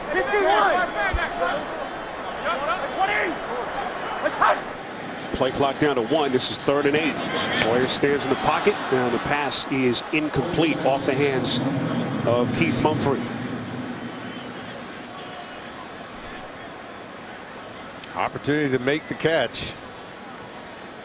It was there. Play was there to be made. A couple of times the receivers were open on those last 2 opportunities. Just weren't able to connect between quarterback and receiver. So here's Novak. Hit his first 50-yard field goal of the season earlier. It has been good from 29 and 51. This attempt from 50. This one has the leg, but it's no good. Wide left. So the door stays ajar for Jacksonville. Down 2 touchdowns here in Houston. Well, Bortles closing in on a franchise record for passing yards in the season. But look at that, 29 touchdowns passed when his team has trailed. That's the most ever in NFL history. Can he find some fourth quarter magic here, down 14 points? Here's Jonas Gray, who's looked very impressive. Gray still on his feet. Flag thrown back behind the line of scrimmage. Holding, offense number 76. 10-yard penalty, first down. Well, that stings. Luke Jokel, the man penalized, and that 22-yard run coming back. Well, Jokel's, you can see him right there at that left tackle position. You can see him working against Jarrett Crick. Hands on the outside, even got a hand to the face mask, it looked like. Got to do better. Well, Jokel, who came into the NFL with such high expectations. Second overall pick back in 2013. 1st and 20. Bortles underneath. This is Mercedes Lewis. Crosses the 45. Lewis still going. Lumbering inside Texans territory. Breaking tackles all the way down to the 24-yard line. Finally brought down by the safety, Andre Howell, but not before Lewis burns him for 45. He's 6'6", 270, but he can run. Take a look at this. This is just an excellent play. Did pick up some good blocking there, but he's able to break tackles. Jonathan Joseph had a chance to get him there, could not get him. Simon, missed as well. Took Kevin Johnson to bring him down. Injured player is Kevin Johnson, the rookie corner. It's only the 16th catch of the season for Lewis, former Pro Bowler for this franchise in 2010. Disappointing year for him statistically, but a huge play here. Still plenty of time left in a 14-point game. Well, this Jacksonville Jaguar offense, we already showed you the numbers in the second half where they ranked near the top of the National Football League in terms of their ability to put points on the board in the second half. The quarterback usually gets hot, and he's got plenty of playmakers to get it done. A.J. Boye has replaced Johnson at one cornerback spot. 1st and 10. Bortles with some pressure in his face completes. That's Marquise Lee. Breaks the tackle inside the 20. Close to the first down marker. What an effort by Lee. And he is able to get the first down after an impressive pickup of 11. Now remember, after the missed field goal by the Houston Texans gave Jacksonville Jaguars great field position on this possession, and Blake Bortles and the offense is taking advantage of it. Well, before this drive started, Jacksonville had only 15 yards total in the second half. But they have come alive here and knocking on the door with 9:30 to play. Allen Robinson lined up bottom of your screen against Boye, who's just come in for Kevin Johnson. Bortles, ball comes loose, and it is taken by Merciless. J.J. Watt forcing the fumble, and Merciless doing the rest.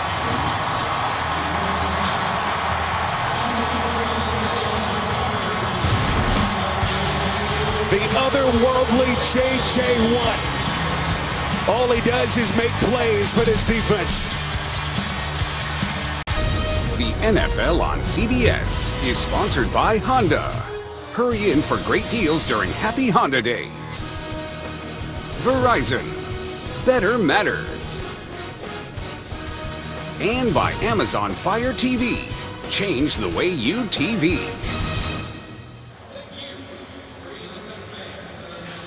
(20-6). Houston with 9 and change remaining in this fourth quarter.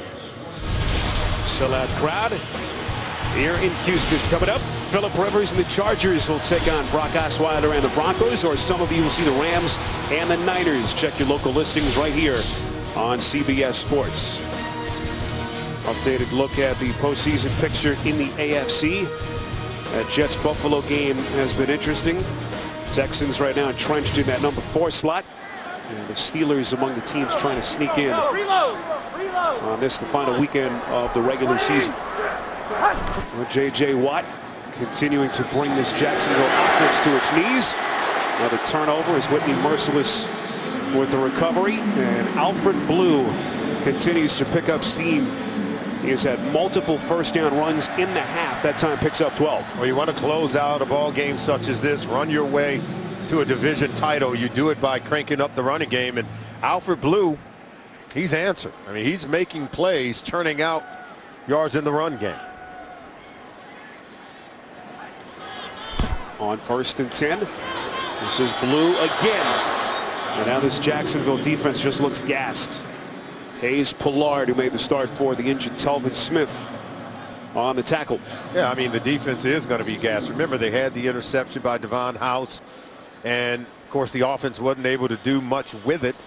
And then they come up with the stop, forcing the missed field goal, get good field position for Blake Bortles in the offense, and yet they turn it over again and can't do anything with it either because they cannot block Whitney Merciless and J.J. Watt.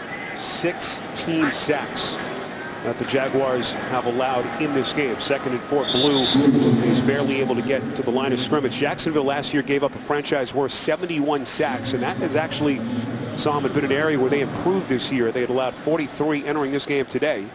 Doug Marrone, who came over, of course, from Buffalo, has coached their offensive line, but this will not make him pleased the way they are finishing the season today. I think there's going to be one area where they simply have to address. It's got to be this offensive line. If you're going to play in this division, the same division as J.J. Watt, and this defense that Romeo Crennel is building here in Houston, you got to get better up front. Where does Hoyer go on 3rd and 5? Quick strike on a slant to Jalen Strong. First down pickup of 9. And some more precious seconds will come off the clock. How about Jalen Strong, 3rd round pick out of Arizona State, has flashed at times, but already 6 catches here today. He's showing that he can be a viable option as this franchise moves forward and into the postseason. Well, didn't make his season and NFL debut until week 5. Had 2 touchdowns in his first game as a pro, first Texan to ever score 2 in his NFL debut. False start, offense number 79. 5-yard penalty, first down.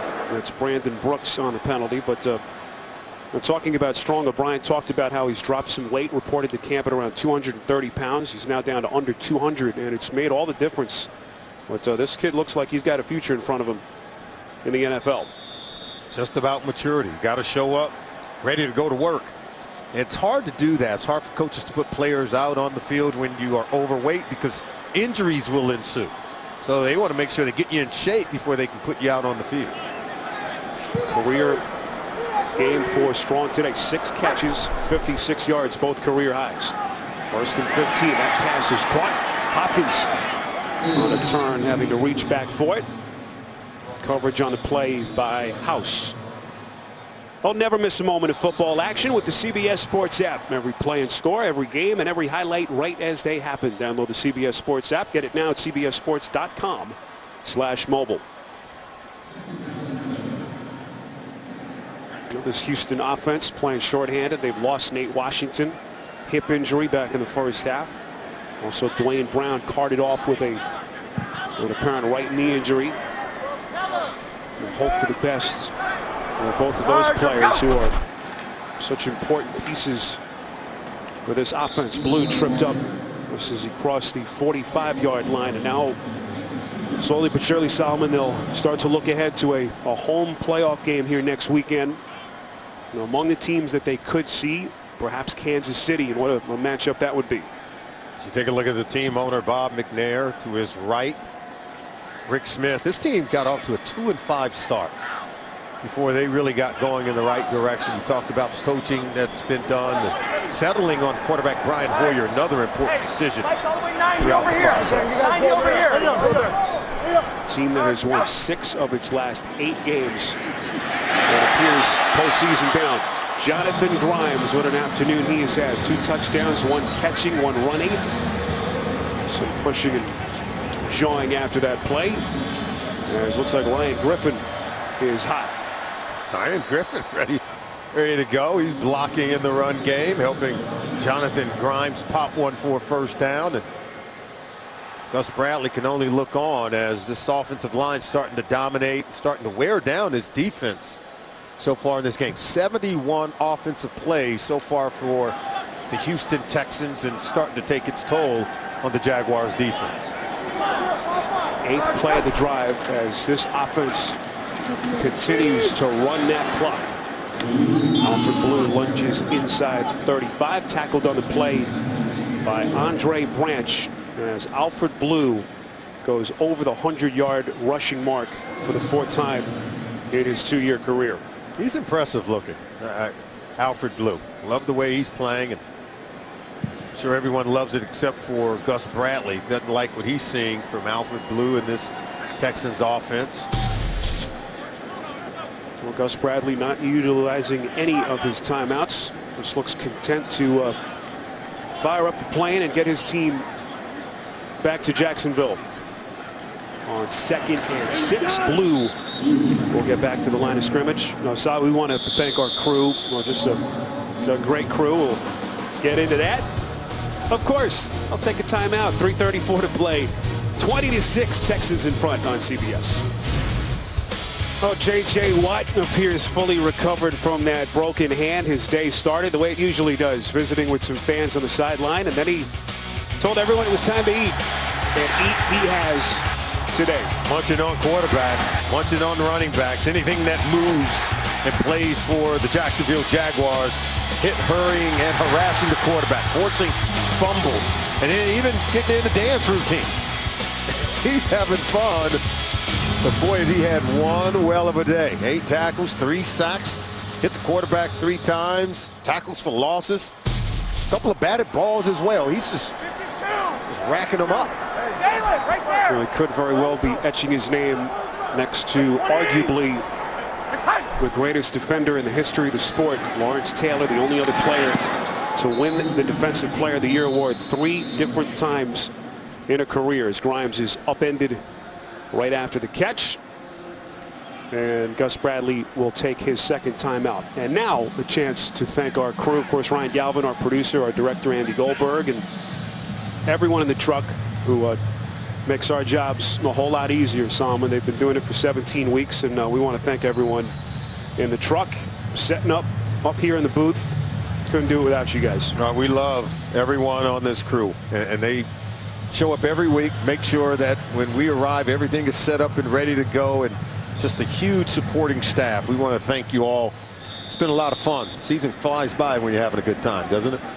Yes, it does. Alana Campbell, Ade Ellis, Stephen Florival, Adam Cohen up here in the booth, Russ DeLynn, Rich Gaynor, and our guy Wayne Richardson down in the truck with the rest of our crew as Nick Novak continues to be perfect today, hitting from 51 yards out. The NFL on CBS is sponsored by State Farm. Find your agent at statefarm.com. And by Subway and the turkey breast sandwich with no artificial preservatives. Nick Novak hitting from 51 yards out. Gave him a little bit more credit than he deserved. Actually missed earlier from 50. So Novak now 3 of 4 to extend Houston's lead to 23-6.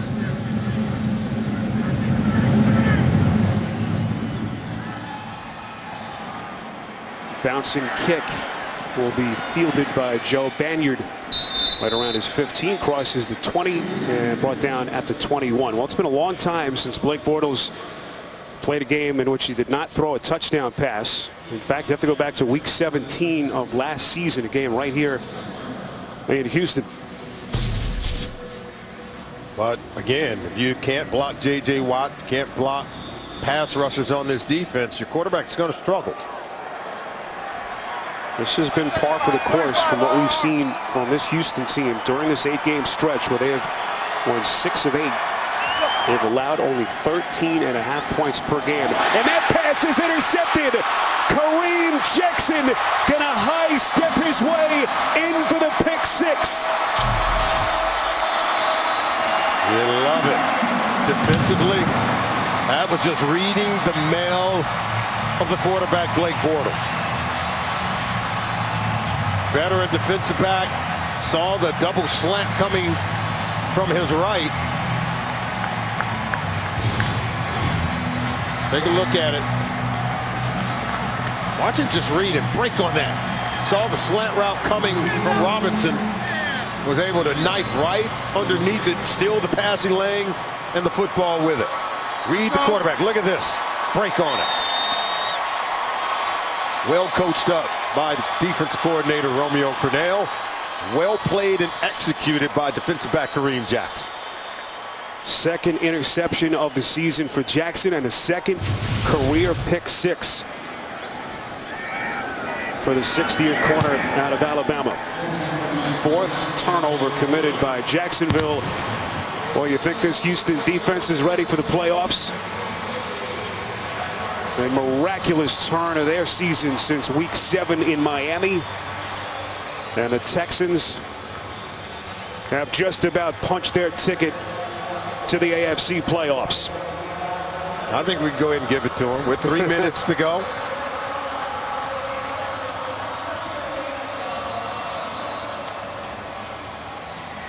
Texans will win the division and finish their season at 9-7 for a second straight year under Bill O'Brien.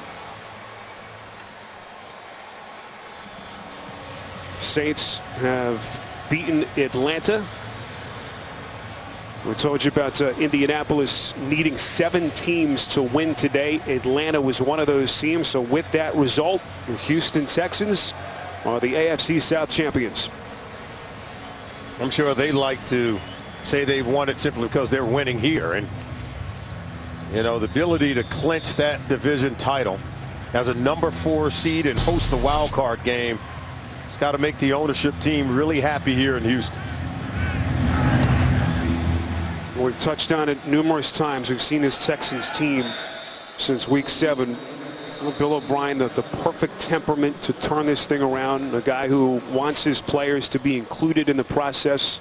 At leadership council with a bunch of his veterans that meets every Friday, wanted their input, made the changes they felt they needed to make. And Simon, there was just no one outside that building that thought that they would even have a sniff of playoff contention after what we saw in Miami. Yeah, and he went before his football team and said, hey guys, I've made some mistakes. You've made some mistakes. We all can do better. Talked about the fact that he should have probably named Brian Hoyer as his starting quarterback weeks prior to doing so. But that kind of ownership, allowing your players to understand that, hey, you do make mistakes and you're willing to admit it, goes a long way into winning over that locker room and providing good leadership.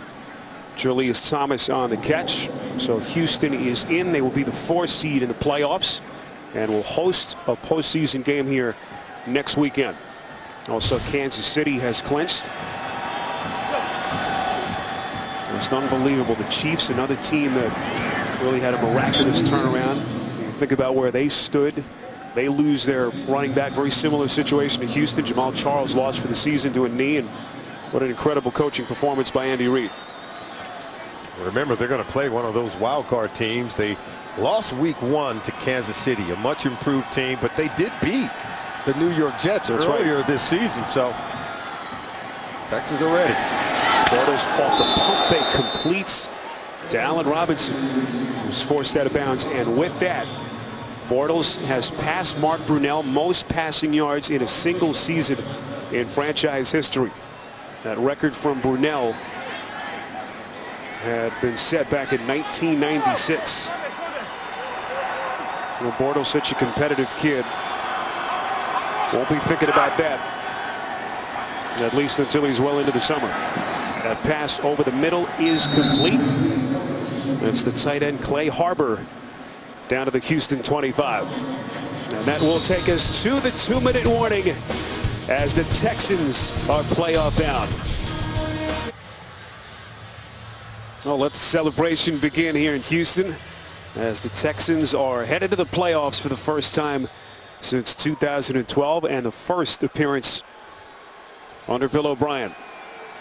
Have to feel good for Brian Hoyer, everything he's been through, the games that he's missed, experience he had in Cleveland, sent away by his hometown team, and has found his niche here in Houston.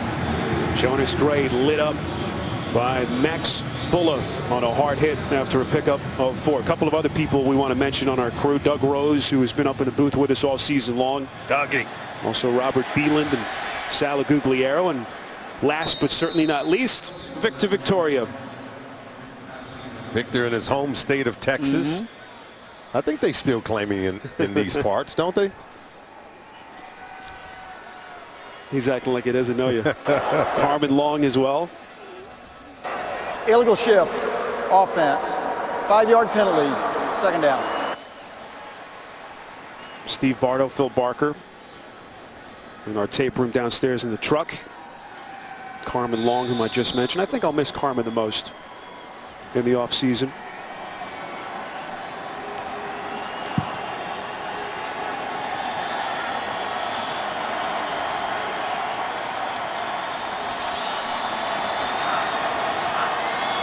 Bortles from the gun on 2nd and 11. Pressured again, and Bortles is sacked again.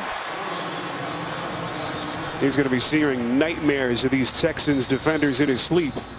Whitney Merciless coming back for more. Unbelievable. Had some help that time from John Simon. 7th sack they've given up. Yeah, J.J. Watt flushes him, forces him to step up in the pocket into the waiting arms of Simon, and Whitney Merciless runs right into him.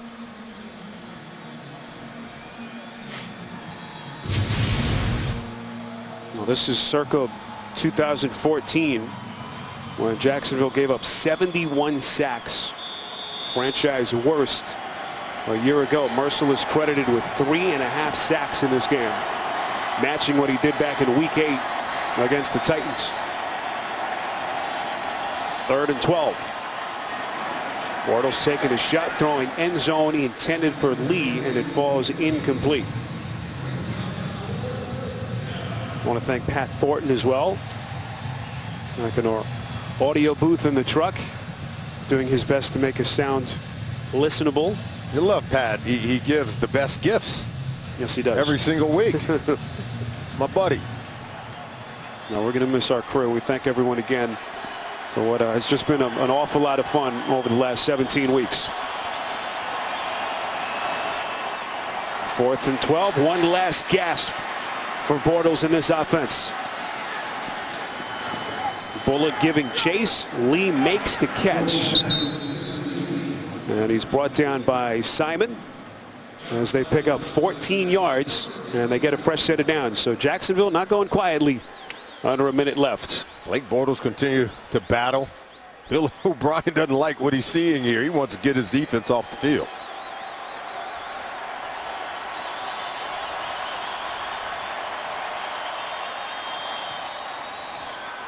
First down pass is caught. Marquise Lee, also our technical director. We want to thank Tom Kaltz. With that clock continuing to run down to 30 seconds. Well, Bill O'Brien still stoic. Certainly wants to be respectful of Gus Bradley, who will end the season with his team finishing 5-11. Pass for Rashad Green is incomplete. A.J. Boye on the coverage. They're throwing that Boye just about every single play here. So to see Houston Texans first playoff appearance since 2012. Remember, they won this division both back-to-back seasons, 2011 and 2012.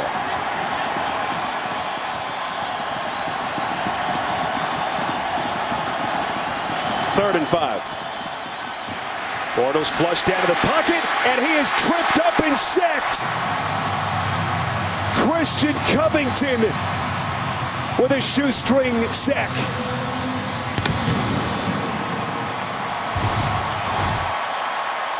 Pressure, shoestrings down. J.J. Watt falls on top of him, maybe get himself half a sack right there, but he goes down 8 times, does Blake Bortles, on sacks today. The Houston Texans punching their ticket to the AFC playoffs. They have won the AFC South, will be the 4th seed in the AFC postseason, and will host a postseason game here next weekend. 30-6 your final as they finish at 9-7 for a 2nd straight season under Bill O'Brien. Yeah, what a job done after a 2-5 start for this team to just go on a run, claim the division title, doing a wonderful coaching job with 4 different starting quarterbacks. Can't say enough about what Bill O'Brien has done with this football team, and the likes of J.J. Watt and many of the other playmakers, testament to their will and determination to bring it home for their owner, Bob McNair. So the Houston Texans will finish the regular season on a 7-2 spurt and enter the playoffs full head of steam. We'll see what they can do here next weekend. Solomon, this was a lot of fun, brother. It's been great, Spiro. For Solomon Wilcots, our entire CBS crew, Spiro Ditas, saying so long from Houston. You've been watching the NFL on CBS, home of Super Bowl 50. Coming up, the NFL Today update from New York.